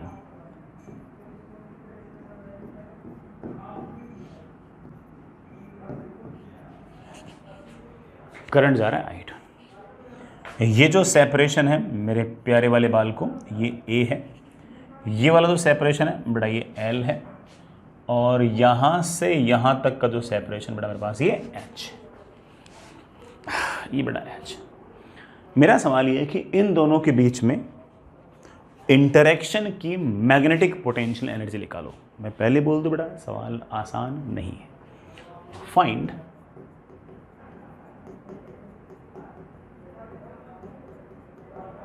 Interaction magnetic potential energy, इन दोनों के बीच की इंटरेक्शन मैग्नेटिक पोटेंशियल एनर्जी निकालो, ये मेरा सवाल है। ठीक है ना, कीजिए। चलिए बच्चों, बिल्कुल बेसिक से ही सोचते हैं। देखो यार, अगर ये इनफाइनाइटली लॉन्ग वायर होता और यहाँ से दूर से छोटा सा लूप होता तो कितना आसान था, कितना आसान था।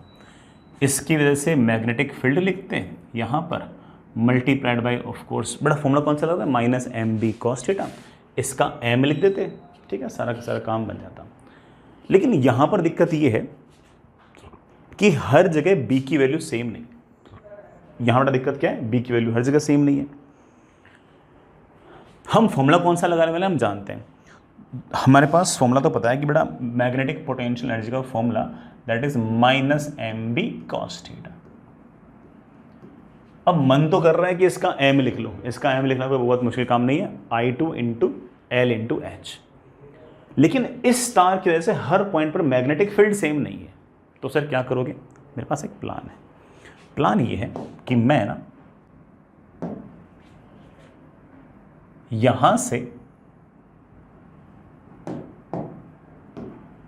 यहां से x डिस्टेंस दूर आऊंगा और x डिस्टेंस दूर आके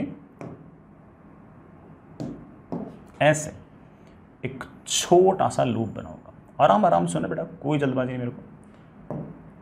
ऐसे बिल्कुल चिन्ना सा छोटा सा लूप बनाऊंगा dx विड्थ का, और उसमें करंट जाता हुआ मान लूंगा ऐसे I2। सर यहां तो करंट जा ही नहीं रहा, मान तो सही, सुन तो सही एक बात। फिर यहां पर करंट जा रहा है I2, फिर यहां पर करंट जा रहा है I2, फिर यहां पर करंट जा रहा है, फिर यहां पर करंट जा रहा है। सर यहां पर करंट जा रहा है, यहां पर करंट जा रहा है, समझ में आता है। लेकिन सर यहां पर तो कोई करंट जा ही नहीं रहा। एक्चुअली तो करंट I2 यहां जा रहा है, यहां जा रहा है, यहां जा रहा है, यहां जा रहा है, ये समझते हैं। तो यहां और यहां जा रहा है तो समझ में आता है। लेकिन सर यहां और यहां करंट जा नहीं रहा, आपने जबरदस्ती माना है। एक बार मान तो सही, सुन तो सही। इस तार की वजह से इधर मैग्नेटिक फील्ड है अंदर की तरफ, वो जो मैग्नेटिक फील्ड है उसके अंदर ये करंट कैरिंग लूप है। ये जो मैग्नेटिक फील्ड अंदर की तरफ है, ये मेरे प्यारे बच्चे लिखना जानते हैं। बड़ा बोलो यार, μ0 I1/2πx। मैग्नेटिक फील्ड वाला काम तो हो गया। m लिखो, इसका m क्या होगा बड़ा, इसका m होगा ऑफ कोर्स इसका m होगा। करंट है I2, area will be of course h × dx। H into D x, H into D x. तो मैं कह रहा हूं कि इस तार का और इस लूप के बीच की मैग्नेटिक पोटेंशियल एनर्जी आ गई है। ये लूप छोटा सा है इसलिए मैग्नेटिक पोटेंशियल एनर्जी छोटी सी आएगी और वो आएगी माइनस, फॉर्मूला माइनस है इसलिए एम बड़ा कितना है I2 into H into D x multiplied with इसकी वजह से यहां पर मैग्नेटिक फील्ड वो में आती है, that is mu naught I1 upon 2 pi x into cos of angle between M and B vector. अरे मेरे प्यारे बच्चे, बी वेक्टर तो पहले से अंदर की तरफ था, ये सरफेस है यूं, तो इसका एरिया वेक्टर बेटा किधर ले लूंगा, अंदर की तरफ। सरफेस बड़ा हमेशा किस तरफ होता है, सरफेस बड़ा हमेशा, सॉरी एरिया वेक्टर बड़ा हमेशा किस तरफ, सरफेस के परपेंडिकुलर। करंट जा रहा है ऐसे, हाथ गया ऐसे, अंगूठा आ गया ऐसे अंदर की तरफ, अंदर की तरफ आ गया तो एरिया वेक्टर अंदर की तरफ ही लेना है। मैग्नेटिक फील्ड भी अंदर की तरफ, एम वेक्टर भी बड़ा अंदर की तरफ। ज़्यादा खुश नहीं होना है, ये आपने मैग्नेटिक फील्ड सिर्फ ये मैग्नेटिक पोटेंशियल एनर्जी आपने सिर्फ इसके और इस लूप के इंटरेक्शन के बीच में निकाली है। ऐसे बहुत सारे लूप मानने पड़ेंगे। सबसे पहला लूप मानना पड़ेगा यहां पर, फिर अगला लूप मानना पड़ेगा यहां पर, फिर अगला लूप मानना पड़ेगा यहां पर, फिर अगला लूप मानना पड़ेगा यहां पर, फिर यूं चलते चलते चलते यहां तक लूप मानने पड़ेंगे। सबसे पहला लूप मानने के लिए मुझे एक्स की वैल्यू को ए रखना पड़ेगा। बेटा देखा, छोटे छोटे लूप मानता जाऊंगा, उनको इंटीग्रेट करता जाऊंगा।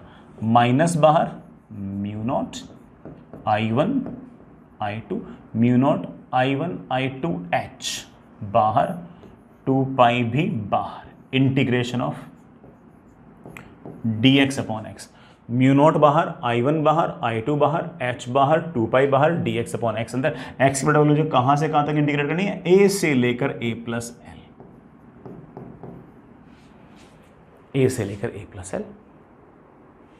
आसान सा इंटीग्रेशन है, that is equals to minus mu naught I1 I2 H upon 2 pi log of A plus L upon A. ये बेटा मेरे पास आ गई है मैग्नेटिक पोटेंशियल एनर्जी। बेटा मैग्नेटिक पोटेंशियल एनर्जी समझ गए।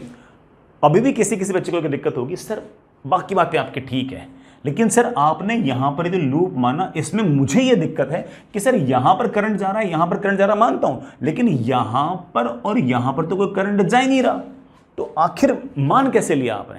बेटा मैंने इसलिए मान लिया, सुनना, सबसे पहले जब मैं x की वैल्यू को a लूंगा उस टाइम पर सबसे पहला लूप ऐसे आएगा, यूं चलते चलते चलते चलते ऐसे, फिर यूं चलते चलते चलते चलते ऐसे, फिर यूं चलते चलते ऐसे, करंट I2 मानूंगा ऐसे। अब जब मैंने इसमें करंट I2 माना तो यहां पर करंट है, यहां पर करंट है, यहां पर भी करंट है, लेकिन यहां पर करंट नहीं है। कोई बात नहीं, अगला लूप ले। जब तू अगला लूप लेगा dx विड्थ का तो तू ऐसे लेगा ऐसे, और उसमें तू करंट I2 मानेगा ऐसे। बड़ा देखना, ये वाला जब लूप माना तो तूने यहां पर I2 करंट ऐसे जाते माना, और जब अगला लूप लिया तो तूने करंट इसमें ऐसे जाते माना। बेटा I2 क्या हो गया, कैंसिल। यहां पर कोई करंट नहीं होना चाहिए, क्या पर सच में कोई करंट नहीं था क्या, बिल्कुल नहीं था। अगला जब तूने लूप लिया तो बेटा ऐसे dx विड्थ का लूप लिया, उसमें तूने करंट जाते हुए माना ऐसे ऐसे ऐसे ऐसे। बेटा गौर करना, जब तूने ये वाला लूप लिया था तब बेटा तूने एक बार I2 करंट ऐसे जाता मान लिया, जब अगला लूप लिया तो यहाँ पर करंट ऐसे जाता मान लिया। ऐसे करते करते बेटा जितने भी बीच वाले लूप होंगे उन सब में करंट क्या जाएगा, कैंसिल। सिर्फ और सिर्फ ये ऊपर वाले ऊपर वाले ऊपर वाले, नीचे वाले नीचे वाले नीचे वाले ये बचेंगे, और सबसे पहले वाला और सबसे आखिरी वाला बचेगा। देखो सबसे पहला वाला भी बच गया, क्योंकि जब तूने पहला वाला लूप लिया बेटा तूने करंट यूं जाते हो माना तो यही कैंसिल हुआ, ये वाला कैंसिल नहीं होता, तो करंट फिर भी बच गया। आखिरी वाला जब तू एलिमेंट लेगा तब ऐसे लेगा, यूं चलते चलते चलते चलते चलते चलते चलते ऐसे। इसमें अगेन बेटा इससे जस्ट पहले वाला जो लूप होगा उसमें तू करंट मानेगा ऐसे, तो करंट आया नीचे की तरफ। इस लूप में बेटा तूने करंट मान लिया पर ऊपर की तरफ, बेटा क्या हो गया, कैंसिल, लेकिन ये फिर भी आपका बच जाएगा। तो ऐसे लूप लेने में बेटा कोई दिक्कत नहीं है, बीच वाले सारे करंट कैंसिल हो जाएंगे, ऊपर वाले भी ऐड होंगे, नीचे वाले भी ऐड होंगे, ये बच जाएगा और ये बच जाएगा। This is the magnetic potential energy. समझ गए बेटा इस बात को। सवाल अच्छा था बेटा। ऐसा ही एक सवाल मैं आपसे और पूछा, वो सवाल भी मुश्किल है लेकिन इस सवाल करने के बाद वो हल्का सा आसान हो जाता है। ये वाला सवाल करने के बाद वो आसान लगने लग जाता है।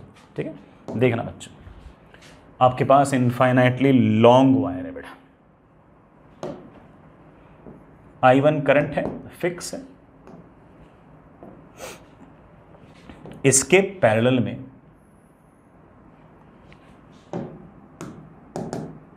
दूसरा वायर है,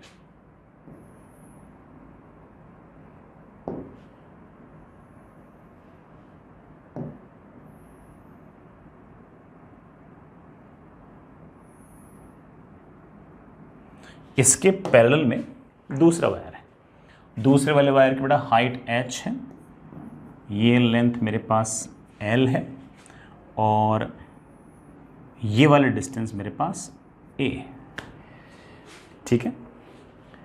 इसमें करंट I2 है बेटा, ये करंट फिक्स है, इसमें भी करंट I1 फिक्स है, इसमें भी करंट I2 फिक्स है, ये चेंज नहीं हो रहे हैं, ठीक है। ऑफ कोर्स इन दोनों के बीच की मैग्नेटिक पोटेंशियल हम बड़े आराम से लिख सकते हैं। मैंने क्या किया प्यारे वाले बच्चों, मैंने है ना इस एक्सिस के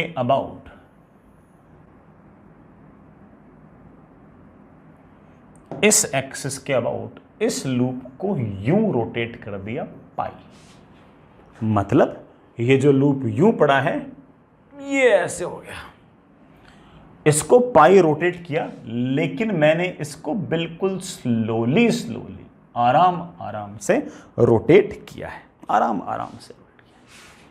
मेरा सवाल है find work done by external agent required to rotate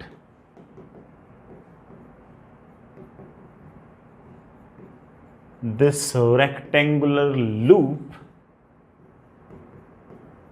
slowly by pi radian। बेटा किस एक्सिस के अबाउट रोटेट करना है वो आपको समझ में आ ही गया है। जैसे ही work done by external agent पूछा और ये स्लोली लिखा हुआ है, मेरे दिमाग में बहुत सारी बातें आई नहीं यार, मेरे दिमाग में तो सिर्फ और सिर्फ एक बात आई कि work done by external agent is equals to U final minus U initial. भाई मेरे पास तो देखो किसी कम दिमाग है तो मैंने तो चीज़ें याद कर रखी हैं, मेरे दिमाग में सेट है यार, ये चीज़ पूछते हैं तो ऐसे करते हैं, ये चीज़ पूछते हैं ऐसे करते हैं, सीधी सी बात है। तो पूछा गया है कि स्लोली रोटेट कर रहे हो और बताओ एक्सटर्नल एजेंट ने कितना बटन किया, तो दिमाग मेरा तो सिर्फ और सिर्फ है you final minus U initial, कि पहले इन दोनों के बीच में कितनी पोटेंशियल एनर्जी वो निकाल लो, बाद में कितनी है वो निकाल लो, और बाद वाली पोटेंशियल एनर्जी में से इनिशियल वाले को माइनस कर दो। इनिशियल वाले तो मैं बड़े आराम से लिख सकता हूं। मेरे प्यारे बच्चे बोलेंगे सर ये इनिशियल वाली तो पिछले वाले सवाल वाले यूज़ कर लो, सब कुछ सेम ही तो है, I1 इसमें करंट, I2 इसमें करंट, ये L ये H, वापस से सॉल्व करने की जरूरत नहीं है। ठीक है बेटा, तुम इतनी जिद कर रहे हो तो minus mu naught I1 I2 H upon 2 pi log of A plus L upon A. बेटा एक बार चेक करना, ये आया था क्या, mu naught I1 I2 H upon 2 pi log of, यही आया था बेटा। ठीक, ये आपकी इनिशियल पोटेंशियल है। सर फाइनल, बेटा फाइनल क्या होगी, इसके मुझे डायग्राम बनाना पड़ेगा। पहले इमेजिन कर लो, इसको पाई घुमा देना है, कैसे डायग्राम बनेगा मैं बनाता हूँ यार, तुम कहाँ बना, तुम छोटे छोटे बच्चे कहाँ बना पाओगे, मैं बनाता हूँ। इसमें करंट है मेरे पास I1 और ये वो एक्सिस है जिसके अबाउट रोटेशन हुआ है। ये जो एक्सिस है ये हमारे वाले इस तार से कितना दूर थी बेटा, बेटा मेरे ख्याल से ये दूर थी A प्लस एल। ठीक है ना, इसके अबाउट रोटेट किया, यहां पर तो करंट जा रहा है नीचे।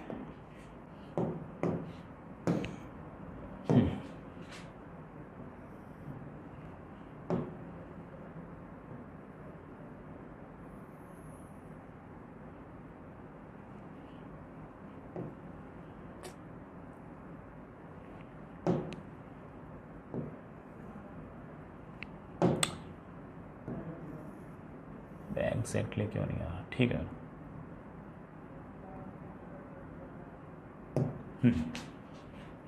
इसमें करंट जा रहा है नीचे,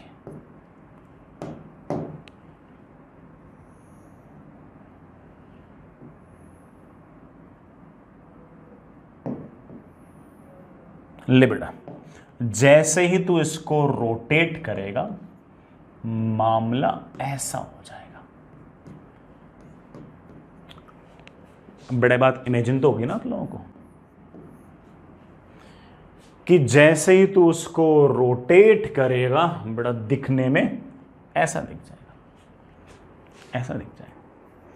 अब फिर से मैग्नेटिक पोटेंशियल निकालो, निकाल लेंगे, बहुत आसान है। मैग्नेटिक पोटेंशियल निकालना कोई बहुत मुश्किल काम नहीं, वो तो हम सीख गए। अब हम क्या करेंगे, यहां से x डिस्टेंस दूर आएंगे, यहां से x डिस्टेंस दूर आके हम एक बड़ा रेक्टेंगुलर पतली सी स्ट्रिप लेंगे dx थिकनेस की, बेटा कितने की, dx थिकनेस की। इसके अंदर बेटा मैं करंट मानूंगा, I2 यूं जा रहा है, फिर I2 यूं जा रहा है, बेटा फिर I2 यूं जा रहा है, फिर I2 यूं जा रहा है। I2 अगर ऐसे जा रहा है, ऐसे जा रहा है तो मैग्नेटिक डायपोलमेंट है बाहर की तरफ, बाहर की तरफ मैग्नेटिक डायपोलमेंट है। इसकी मैग्नेटिक फील्ड के अंदर ही है बेटा। इसके कारण मैग्नेटिक फील्ड का कोई फॉर्मूला है क्या? ऑफ कोर्स है, mu naught I1 upon 2πx। इसका मैग्नेट डायपोलमेंट कितना है? इसका मैग्नेट डायपोलमेंट है करंट I2 मल्टीप्लाइड बाय इसका area, area is of course h into dx। इन दोनों के बीच में क्या मैग्नेटिक पोटेंशियल का फॉर्मूला है? बिल्कुल है बेटा, मैग्नेटिक पोटेंशियल एनर्जी का फॉर्मूला जानता हूं, दैट इज -m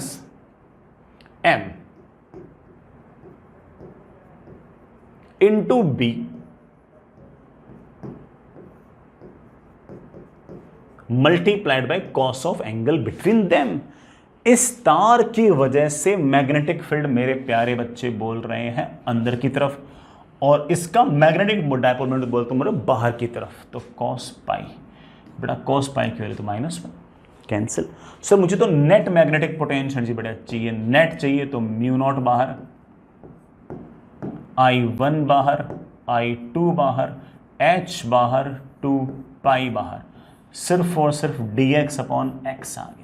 x की बेटा वैल्यू को कहां से कहां तक इंटीग्रेट करूं? सबसे पहला एलिमेंट तो बेटा यहां लेगा, उसके लिए x की वैल्यू होगी a प्लस एल। ओहो ओहो ओहो, क्या होगी? a plus L. सबसे आखिरी वाली बेटा यहां पर होगी, उसके लिए x की वैल्यू होगी a plus L plus L. अरे कितना? a plus 2l। तो ये है मेरे पास फाइनल पोटेंशियल एनर्जी बेटा। Final potential energy is mu naught I1 I2 H upon 2π log of a plus 2l upon a plus L. Sir मुझे तो work done by external agent चाहिए। अरे मेरे प्यारे बालकों, अगर आपको work done by external agent चाहिए तो आप सीधा बोल सकते हो कि it is basically u final minus u initial. बेटा what is u final? u final is mu naught I1 I2 upon 2π H log of a plus 2l upon a plus L minus initial potential energy. अरे मेरे बच्चों, initial potential energy is minus, ये है बेटा, मुझे minus करना, minus minus क्या हो जाएगा? प्लस। बेटा बाकी सब तो कॉमन है, लॉग ऑफ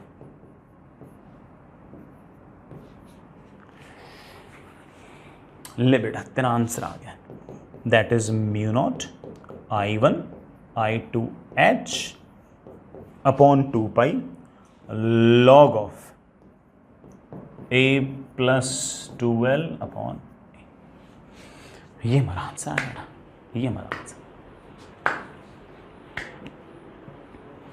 कल को अगर इसी सवाल में अगर हल्के फुल्के चेंज के साथ कुछ पूछ ले बेटा, तब भी हमें सारा सारा सवाल बनना चाहिए। सर क्या चेंज हो सकता है? जैसे फॉर एग्जाम्पल बीचों बीच से गुजरने वाले जो एक्सेस है उसके अबाउट पाई से घुमा देंगे तो वर्क डन बाई एक्सटर्नल क्या होगा? सोचो, वो भी बन जाएगा आपसे। ठीक, तो बेटा इस तरह का टफ सवाल भी IIT JEE एडवांस्ड में आ सकता है, JEE मेन में तो ऑफकोर्स नहीं आएगा, एडवांस्ड में इस तरह का सवाल फिर भी आ सकता है। आगे चलिए बेटा, एक लास्ट चीज़ और पढ़ते हैं चैप्टर में, that is moving coil galvanometer. ऐसा नहीं कि बेटा मैं ये नाम पहली बार सुन रहे हैं, ये हमने करंट इलेक्ट्रिसिटी के अंदर भी ये वाला नाम सुना था और तब हमने इसको हल्का फुल्का देखा था। हाँ, इससे किस तरह से अमीटर बनाते हैं, इससे किस तरह से वोल्ट मीटर बनाते हैं, इस बात को मैंने डिटेल में देखा था, लेकिन इसका खुद का जो वर्किंग प्रिंसिपल है उसको हम बहुत ज़्यादा डिटेल में उस टाइम पे नहीं देख पाए थे, मजबूरियाँ थी, हमें उस टाइम पर ऐसे मैग्नेटिक फोर्सेस, मैग्नेटिक टॉर्क्स वगैरह लिखने नहीं आते थे। अब तो आ गए हैं शायद, तो ऑफकोर्स हम बड़ा आप सीख सकते हैं। मूविंग कोयल गैल्वेनोमीटर जो है ये बड़ा खैर इसका इन्वेंशन तो मैं सही कहूँ तो बहुत सारे लोगों का रोल उसके अंदर रहा है, बट इसका जो नाम है वो एक इटालियन फिजिसिस्ट है लुएगी गैल्वेनी, उनके नाम पर इसका नाम रखा गया है। एंड इसका जो बेसिक काम है मूविंग कोयल गैल्वेनोमीटर का, ये आप जानते हैं पहले से, मैंने आपको पहले भी लिखा रखा है। It's basic use is to detect presence of current in a wire, कि किसी तार के अंदर करंट है या नहीं है, ये पता करना गैल्वेनोमीटर का बेसिक काम है। हालांकि अगर करंट बहुत छोटा हो तो उस करंट को मेजर भी कर सकता है। मैं पहले बोल दूँ बेटा, सिर्फ तभी मेजर कर सकता है जब करंट बहुत छोटा हो, बड़ा करंट मेजर नहीं कर पाएगा। और किस प्रिंसिपल बेस्ड है ये? इस प्रिंसिपल बेस्ड है कि किसी करंट कैरिंग वायर में से जितना ज़्यादा करंट गुजरेगा उस लूप पर उतना ही ज़्यादा मैग्नेटिक फोर्स के इसके कारण टॉर्क लगेगा, अगर वो मैग्नेटिक फील्ड के अंदर पड़ा है तो। जैसे मैं चलिए अब मेन मुद्दे पे आता हूँ। बेसिकली बेटा मैं करूँगा क्या कि मैं से एक वायर लूँगा इस तरह से, इस वायर में से इस तरह से आई करंट भेज दूंगा। इस वायर में से जो करंट गुजर रहा है उसका नंबर ऑफ टर्न्स लेट से n है, और उसका जो क्रॉस सेक्शनल एरिया है लेट से बेटा आपके पास वो a है। मैं एक काम और करूँगा कि मैं इस पूरे के पूरे लूप को इस तरह से एक स्पाइरल स्प्रिंग से जोड़ दूंगा, बड़ा ऐसे स्पाइरल स्प्रिंग से जोड़ दूंगा। स्पाइरल स्प्रिंग ऐसा भी हो सकता है कि सिर्फ ऊपर लगे, और ऐसा भी हो सकता है कि ऊपर भी लगे और नीचे भी लगे, है ना। ऐसे जो स्पाइरल स्प्रिंग्स हैं बेटा वो ऐसा हो सकता है कि सिर्फ ऊपर लगे या फिर दोनों जगह लगे, दोनों ही बातें बेटा। इस तरह से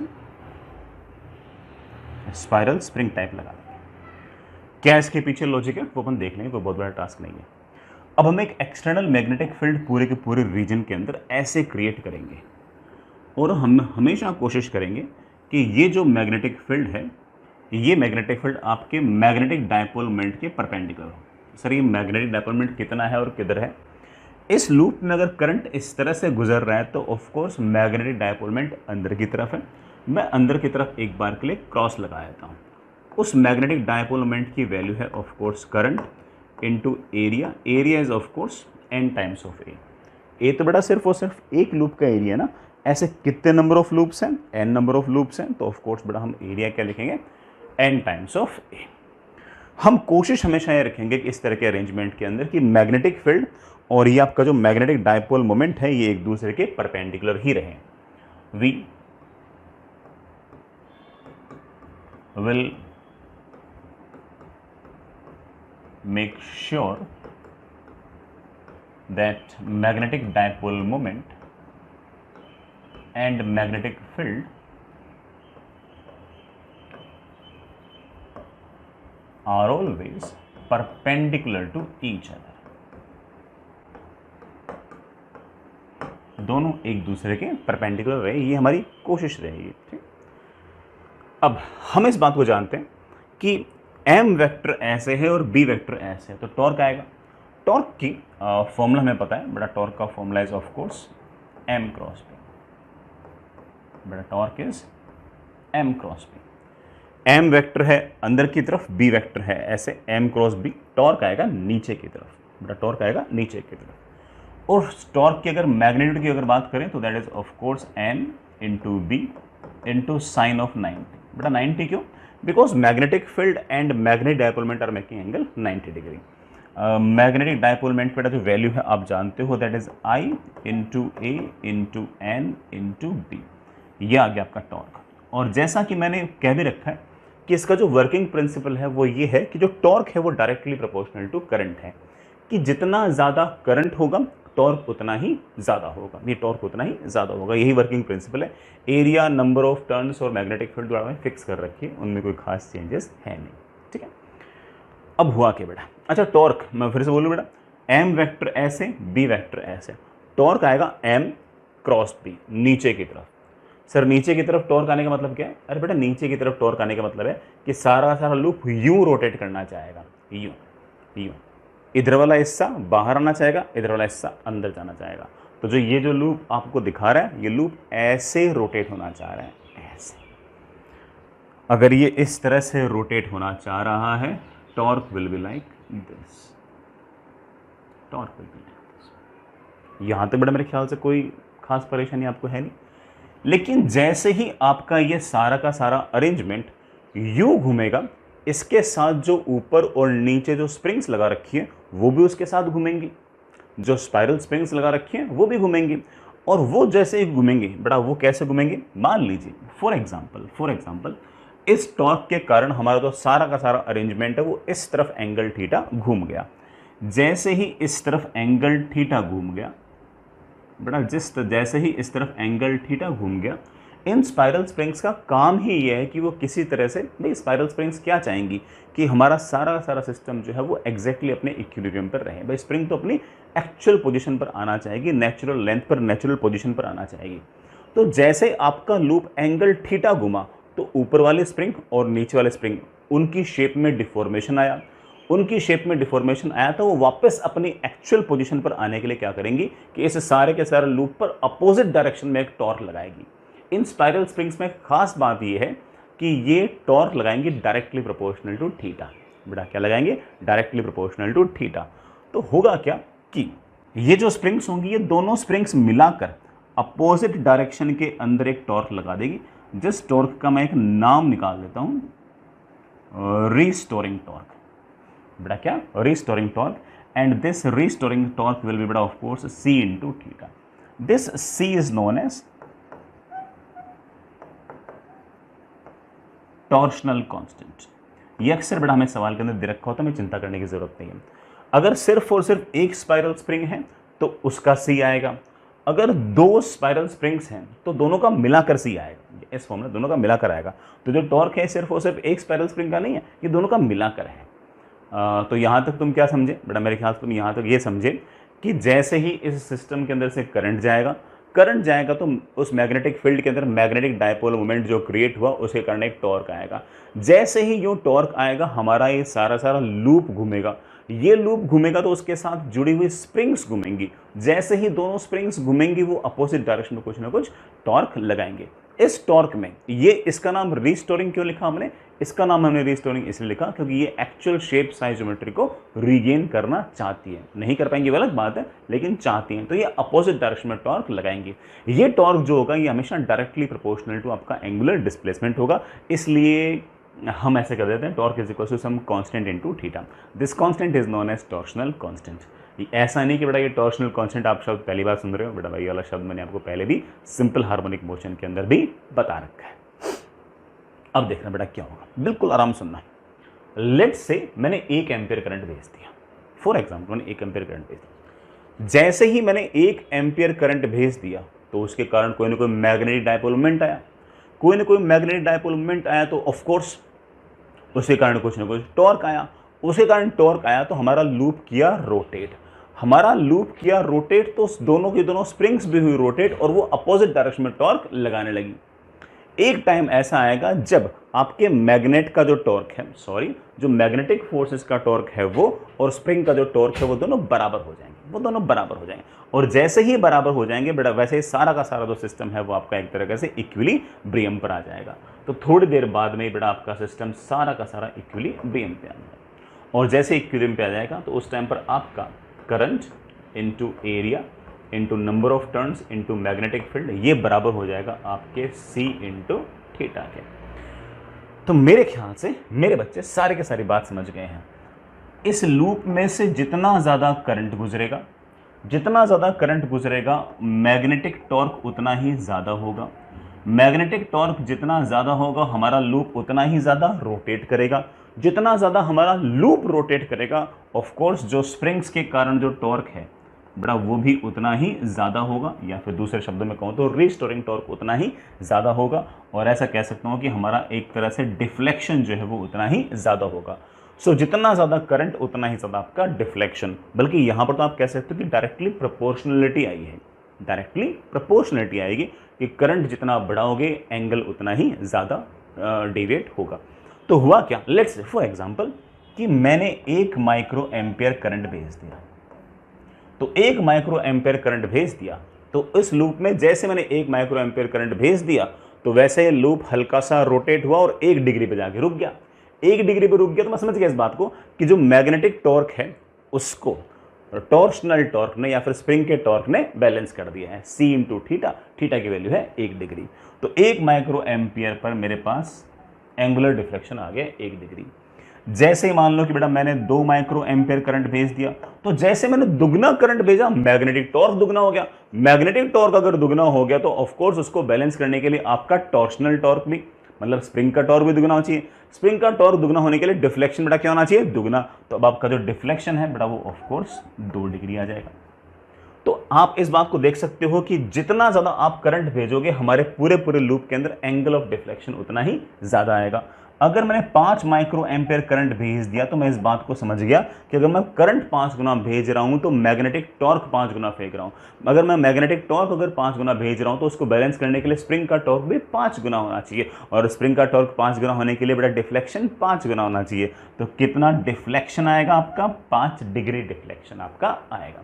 अब मैं क्या करूंगा कि इस सारे के सारा ये जो लूप रोटेट कर रहा है ना, इसके साथ एक निडल लगा दूंगा ऐसे, इस लूप के साथ ऐसे एक निडल लगा दूंगा। 1 डिग्री जाएगा तो निडल 1 डिग्री घूम जाएगा, 2 डिग्री जाएगा तो निडल 2 डिग्री घूम जाएगा, 5 डिग्री जाएगा तो निडल आपका 5 डिग्री घूम जाएगा, बस। तो उस निडल से आप इस बात का आइडिया लगा सकते हो कि कितना ज़्यादा करंट है। तो इस सारे के सारे गैल्वेनोमीटर के साथ हम एक निडल लगा देंगे, इस सारे के सारे लूप के साथ हम एक निडल लगा देंगे। आपका लूप जितना रोटेट करेगा निडल भी उतना ही ज़्यादा रोटेट करेगा। निडल जितना ज़्यादा रोटेट करेगा हम समझ जाएंगे कि उसका डिफ्लेक्शन जितना ज़्यादा है करंट उतना ही ज़्यादा है।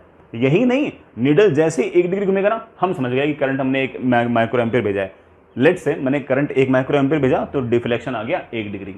तो 1 डिग्री के आगे मैं लिख दूंगा 1 माइक्रो एम्पियर। अब मैं समझ गया कि जहां 2 डिग्री है वहां पर 2 माइक्रो एम्पियर लिख दो, जहां 3 डिग्री है वहां पर 3 माइक्रो एम्पियर लिख दो, जहां 5 डिग्री है वहां 5 माइक्रो एम्पियर लिख दो, जहां 10 डिग्री है वहां पर 10 माइक्रो एम्पियर लिख दो। ये तो मुझे पता ही है क्योंकि आपका जो डिफ्लेक्शन है बेटा वो करंट के डायरेक्टली प्रोपोर्शनल है। तो सिर्फ और सिर्फ पहले वाला पता लग गया ना कि हाँ 1 माइक्रो एम्पियर भेजने पर इतना डिफ्लेक्शन आ रहा है, तो फिर आगे वाले तो हम डायरेक्टली प्रोपोर्शनल बड़े आराम से ऐसे लिख सकते हैं। यहां तक बेटा मेरे ख्याल से हल्का फुल्का क्लियर हुआ होगा, लेकिन मैं थोड़ा सा और इसका जो ये तो मैंने सिर्फ और सिर्फ एक तरह से वर्किंग प्रिंसिपल आपके लिए एक्सप्लेन किया है, मैं थोड़ा सा और इसमें इसकी मैन्युफैक्चरिंग जो है, इसका जो कंस्ट्रक्शन है उसको थोड़ा और बेटर तरीके से समझाता हूँ। सुनना बेटा, कैसे हम लोगों ने मैग्नेटिक फील्ड वगैरह लगाई है, सारी की सारी बातें मैं एक बार वापस से बताता हूँ। मैं इस सारे के सारे अरेंजमेंट का एक बार के लिए बेटा टॉप व्यू दिखा रहा हूं। सबसे पहली बात, आप बेटा मैग्नेट जो ना, मैग्नेटिक फील्ड जो है वो क्रिएट करने के लिए ऐसी सिलेंड्रिकल मैग्नेट्स यूज करोगे। ये आपका नॉर्थ पोल,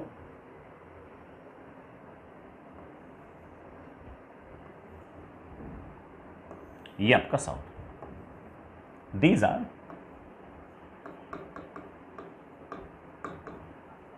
सिलेंड्रिकल मैग्नेट्स, या फिर बेटा इसको हम हॉर्स शू मैग्नेट भी कहते हैं। ये बेटा कई बच्चों ने शायद देखा होगा कि बेटा जो घोड़े होते हैं ना बेटा, उसके जो पैर होते हैं उसमें बेटा इस तरह के मैग्नेट्स लगे रहते हैं सिलेंड्रिकल टाइप के से। तो वो मैग्नेट काफ़ी होते बेटा ऐसी होती है।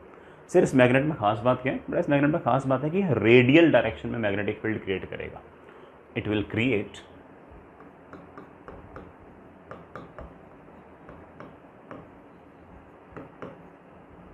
मैग्नेटिक फील्ड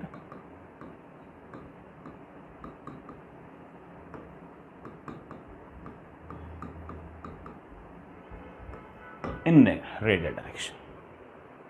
ठीक है बेटा, अब आप एक काम करना, मतलब एक्चुअल स्ट्रक्चर बता रहा हूं आपको ना, आप एक ना सिलेंड्रिकल शेप का सॉफ्ट आयरन लेना बेटा। सॉफ्ट आयरन जो है ना वो एक आयरन का टाइप होता है, आयरन का टाइप होता है। जैसे शायद दोस्तों की केमिस्ट्री तुम लोगों ने पढ़ा हो, soft iron, wrought iron, pig iron. तो सॉफ्ट आयरन के अंदर थोड़े से लॉसेज वगैरह कम होते हैं। तो इस तरह का एक सॉफ्ट आयरन लेना और इस सॉफ्ट आयरन के अंदर ऐसे अपने जो करंट कैरिंग लूप है उसको ऐसे रख देना। ऐसे लिपटा देना उस पर, ऐसे यूँ लिपटा देना, ठीक है। ये बड़ा वही लूप है जिसमें से हम करंट भेजने वाले हैं, बड़ा लूप वही है जिसमें हम करंट भेजने वाले हैं। तो इस सॉफ्ट आयरन पे ये आपका बड़ा सॉफ्ट आयरन है। सॉफ्ट आयरन के ऊपर बड़ा मैंने इस तरह से हमारा जो वायर है वो इस तरह से लपेट रखे हैं। टॉप व्यू अगर देखूंगा, अगर मैं ऊपर से देखूंगा तो ऐसा सा नजर आएगा आपका सॉफ्ट आयरन, तो ऐसे थोड़ा सर्कुलर टाइप का सा नजर आएगा, और इस पर आपका जो वायर है it will look like somewhat like this.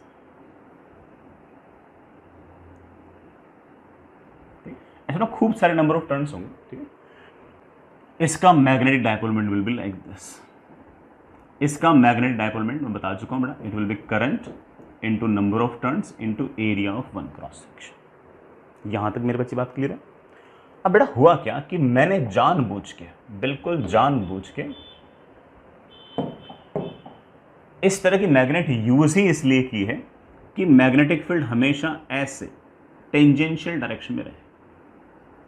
ये बेटा आपकी मैग्नेटिक फील्ड है। लेट्स बेटा this magnetic field is B. Let's बेटा this magnetic field is B.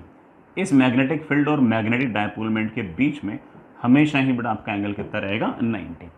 अगर आपका ये सारा का सारा अरेंजमेंट अगर रोटेट भी कर जाएगा तब भी बेटा आपकी मैग्नेटिक फील्ड वहां पर ऐसे उसके परपेंडिकुलर ही रहेगी, ठीक है। ये आपकी मैग्नेटिक फील्ड है। अब बेटा उसरो दोनों स्प्रिंग कहाँ लगी है बेटा, तो टॉप पे दिखा रहा हूं, दोनों स्प्रिंग्स ऐसे लगी होंगी, एक स्प्रिंग ऐसे बाहर की तरफ, एक स्प्रिंग ऐसे ही अंदर की तरफ, ठीक है। अब सुनना बेटा, एम वेक्टर ऐसे है, बी वेक्टर ऐसे है, टॉर्क लगेगा कैसे लगेगा, एम क्रॉस पे, एम क्रॉस पे टॉर्क लगेगा अंदर की तरफ। अरे अंदर की तरफ मतलब ऐसे ऐसे, तो पूरे के पूरे सिस्टम पर टॉर्क आएगा ऐसे। काश सर मैं इस टॉर्क की वैल्यू लिख पाता। अरे बेटा इस टॉर्क की वैल्यू तेरे को पता ही है, that is M into B into sine of 90। इस टॉर्क के कारण हमारा सारा का सारा जो लूप है बेटा वो रोटेट करेगा। अब जैसे ही रोटेट करेगा, उस रोटेट करने के बाद क्या स्थिति होगी वो हम वापस से एक बार के लिए देख लेते हैं।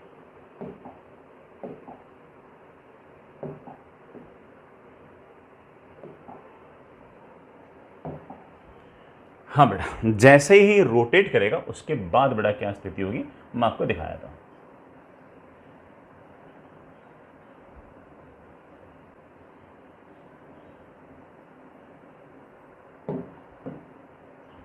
सुनना बेटा, उस टॉर्क के कारण हमारा सारा का सारा लूप रोटेट कर गया, लूप रोटेट कर गया, उसके साथ साथ बेटा जो हमारी आयरन थी ना वो भी रोटेट करी गई। तो थोड़ी देर बाद में स्थिति बेटा ऐसी आ गई कि ये हमारा बेटा सॉफ्ट आयरन का सिलेंडर और हमारा जो लूप है it is something like this, something like. इसके कारण magnetic dipole moment is like this. We know the magnetic dipole moment that is I into N into A. इस नॉर्थ और south को जोड़ने वाले जो लाइन है, इस लाइन के अलोंग बड़ा मैंने मैग्नेट जानबूझ के यूज की ही इसलिए कि यहां पर magnetic field stays like this, magnetic field stays like this, magnetic field still is B and still the angle between M and B is 90 degree.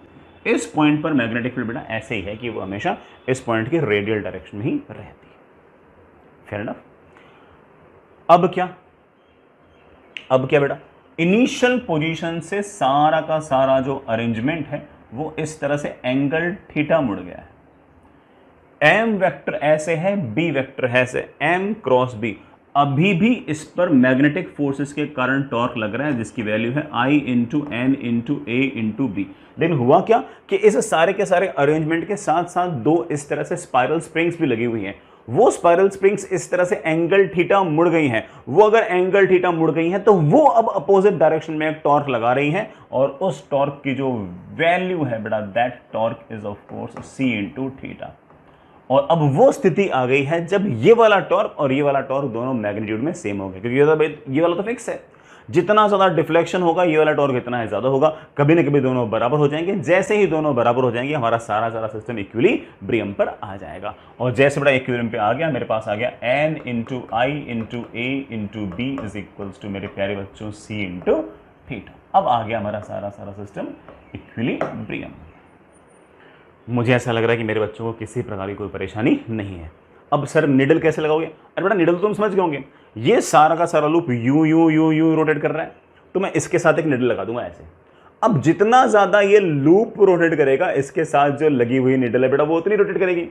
आपका लूप रोटेट किया 10 डिग्री 20 डिग्री 30 डिग्री, बेटा needle भी उतना उतना ऐसे ही rotate करते जाएगी। तो इस लूप के साथ मैं ऐसे एक निडल लगा दूंगा और उस निडल के साथ ऐसे रीडिंग्स लगा दूंगा, 1 micro ampere, 2 micro ampere, 3 micro ampere. जितना ज्यादा करंट भेजोगे मैग्नेटिक फोर्सेस के कारण टॉर्क उतना ही ज्यादा आएगा। ये टॉर्क जितना ज्यादा आएगा, डिफ्लेक्शन ऑफ कोर्स उतना ही ज्यादा आएगा। और यही तो हम चाहते थे। अरे बेटा यही तो हम चाहते थे। आई होप बेटा सारा का सारा आपको दिमाग में सेट हो गया है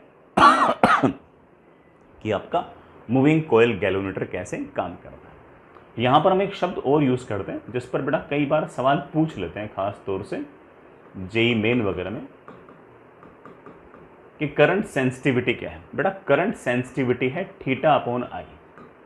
उल्टा मत लिखना, थीटा अपॉन आई है, आई अपॉन थीटा नहीं है।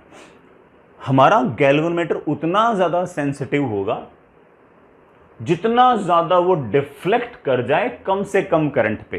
कम से कम करंट डालने पर भी गैल्वेनोमीटर ज्यादा से ज्यादा डिफ्लेक्ट हो जाएंगे, तो हम कहेंगे कि हमारा गैल्वेनोमीटर सेंसिटिव है। So it is theta upon I, not the reverse. ठीक है, याद रहेगा। And theta upon I can be written as N into A into B upon C. लो प्यारे बच्चों, थीटा अपॉन आई इज बेटा of course N into A into B upon C. Sir मैं current sensitivity कैसे manage करूंगा? बेटा बहुत सारे तरीके से मैनेज कर सकता है। नंबर ऑफ लूप्स को डबल कर दे, करंट सेंसिटिविटी डबल हो जाएगी। नंबर ऑफ बेटा क्रॉस सेक्शन एरिया को डबल कर दे, करंट सेंसिटिविटी डबल हो जाएगी। मैग्नेटिक फील्ड को दुगना कर देगा तो करंट सेंसिटिविटी डबल हो जाएगी। टॉर्शनल कांस्टेंट को हाफ कर देगा तो बेटा आपकी करंट सेंसिटिविटी डबल हो जाएगी। तो मेरे ख्याल से कहने का अर्थ समझ गए होंगे। ये वाला फॉर्मूला मेरे प्यारे वाले बच्चों आपको याद रखना ही रखना है बेटा, रखना ही रखना। ठीक है, आगे चलें। नेक्स्ट इज बेटा आप लोग है ना ईएमएफ की पूरी जो शीट है वो लगा सकते हो। खास तौर से बेटा इसेंशियल शीट तो लगानी ही है। इसेंशियल शीट के अंदर मैं बेटा सवाल अलग अलग टाइम पे आपको दे चुका हूँ। इसेंशियल तो आप साथ साथ बेटा कंप्लीट कर भी रहे होंगे। जब भी आपको समय मिले, जब भी आपको समय मिले बेटा वैसे वैसे आप एक्स्ट्रा एज भी करना स्टार्ट कर सकते हो। किसी बच्चों को लगता हो कि सर एक्स्ट्रा एज तो मेरे लिए टफ है, क्या सर मैं कोई और आसान सवाल कर सकता हूँ? अगर आपके पास समय हो, मस्ट नहीं है, अगर आपके पास समय हो तो आप HCV कर सकते हो। HCV के अंदर ये दो अलग अलग चैप्टर हैं, एक तो मैग्नेटिक फोर्सेस और एक मैग्नेटिक इफेक्ट ऑफ करंट, जो मैंने पढ़ाया ना एक चैप्टर के अंदर। HCV के अंदर ये दो चैप्टर हैं, ढूंढ लेना मिल जाएंगे बेटा। ठीक है, मैग्नेटिक इफेक्ट ऑफ करंट और बेटा एक आपका मैग्नेटिक फोर्सेस, ऐसे कुछ हैं। तो HCV के अंदर ये जो अपन ने पढ़ा है बेटा ये एक चैप्टर में नहीं है, बल्कि बेटा ये दो चैप्टर में है। और उसमें उल्टा बेटा है ना, मैग्नेटिक इफेक्ट ऑफ करंट वाला बाद वाला चैप्टर है और मैग्नेटिक फोर्सेस पहला वाला चैप्टर, ऐसे उल्टा है उसके अंदर। तो अगर आपको थोड़े बहुत उसमें सवाल करने हो तो आप कर सकते हो, लेकिन सवाल उतने ही करें जितने आप कंफर्टेबली कर सको। ऐसा नहीं कि ज़बरदस्ती एकदम यूं है ना लोड लेके कर रहे हो। ठीक है, जितना आपकी बॉडी, जितना आपका दिमाग, जितना आपका एक तरह से मतलब बाकी सारे काम निपटते आप पढ़ाई कर सको, आप उतनी पढ़ाई ज़रूर करें। तो बेटा ठीक है, मस्ट तो बेटा आपकी इसेंशियल शीट और DUPs हैं वो करते रहें। समय मिले तो एक्स्ट्रा एज भी करें, और अगर आपको लगे कि एक्स्ट्रा एज टफ है लेकिन मेरे पास टाइम है तो HCV करें, अदरवाइज HCV भी आप लीव कर सकते हो। ठीक है ना, तो आई होप आपको होमवर्क तो समझ में आ ही गया होगा इसमें क्या है होमवर्क में यार। ठीक है, समझ गए बच्चों, आगे चलते हैं।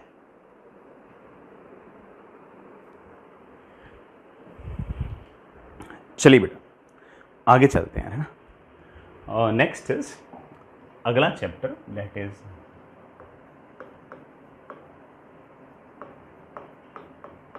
Magnetic properties of matter. Magnetic properties of matter थोड़ा सा थ्योरेटिकल और थोड़ा सा आसान काइंड ऑफ टॉपिक है। ये सिर्फ और सिर्फ जेई मेन में है, IIT जेई एडवांस में नहीं है। हालांकि IIT जेई एडवांस अपने सिलेबस से बाहर की बातें पूछ सकता है, तो इसका भी सवाल पूछ तो सकता ही है, लेकिन ये चैप्टर उनके सिलेबस में स्टेटेड नहीं है। ठीक है, तो मैंने पूरी बात ढंग से बोल दी बेटा, ठीक है। ये स्टेटेड नहीं है उनके सिलेबस के अंदर, लेकिन हाँ ये है कि है ना वो पूछ तो सकते हैं, और वो तो खुद ही पूछ सकते हैं। तो मैं बोल दूं कि ये चैप्टर मेनली जो है वो जेई मेन के लिए ही है। और जेई मेन में मैंने ऐसा नोटिस किया कि इसका सवाल है ना आता ही आता है, हालांकि आसान सा ही आता है। और ऐसा आप मान के चल सकते हो कि जो हम लोग है ना क्लास के अंदर लिखेंगे मोर और लेस वही सवाल इसके अंदर आपसे पूछेंगे भी। हालांकि अपनी शीट तो बड़ा थोड़ी सी है ना एडवांस के हिसाब से ज़्यादा ओरिएंटेड होती है, तो इसके सवाल थोड़े से कम हैं। हम एक बात बताना भूल गया कि यार ना ये जो मैंने कहा ना कि ईएमएफ की सारी शीट निपटा लेना, इसके आखिर में ना कुछ एक सेक्शन ऐसा है अर्थ मैग्नेटिज्म, वो छोड़ देना, वो छोड़ देना। वो इसलिए छोड़ देना क्योंकि बेटा वो जो है वो मोस्टली बेटा इसी चैप्टर का पोर्शन है, तो वो तुम बाद में कर लेना, ठीक है। तो इसके जो भी सवाल होंगे वो अपनी ईएमएफ की शीट के अंदर ही होंगे, हल्के फुल्के आपको मिल जाएंगे कि कहाँ कहाँ आपके वो सवाल पड़े हैं। हालांकि सवालों की संख्या बहुत ज़्यादा नहीं होगी, अगर आपको और ज़्यादा सवाल करने हो तो मैंने साइड में लिख दिया है कि ये एचसीवी के अंदर चैप्टर नंबर 37 है। ये एचसीवी पार्ट 1 में नहीं, एचसीवी पार्ट 2 के अंदर है, मिल ही जाएगा, तो बहुत बड़ा टास्क है नहीं, ठीक है। तो अगर आपको करना हो तो वहाँ से कर सकते हो। अदरवाइज मेरा तो कॉन्फिडेंस ये कहता है कि ना जेई मेन में जो भी सवाल पूछेंगे वो बेटा वही होगा जो हम बोर्ड पर लिखेंगे, ठीक है। तो मेरा कॉन्फिडेंस तो ये कहता है कि ना हम जो बोर्ड पर लिखेंगे 99% चांस इस बात के हैं कि वही सवाल या फिर उसी थ्योरी पर बेस्ड हमसे कोई चीज़ है ना एक्चुअल एग्जाम के अंदर पूछेंगे। फिर भी किसी बच्चे को लगता हो कि नहीं सर मुझे तो वो 1% भी श्योरिटी चाहिए, जो श्योरिटी आप नहीं दे पा रहे हो किसी कारण से, तो मैं कहूँगा कि आप फिर एचसीवी कर सकते हो चैप्टर नंबर 37। 99% केस में तो जो मैं बोर्ड पर लिखूँगा उसी पर जेईई मेन के अंदर सवाल पूछेंगे, ठीक है।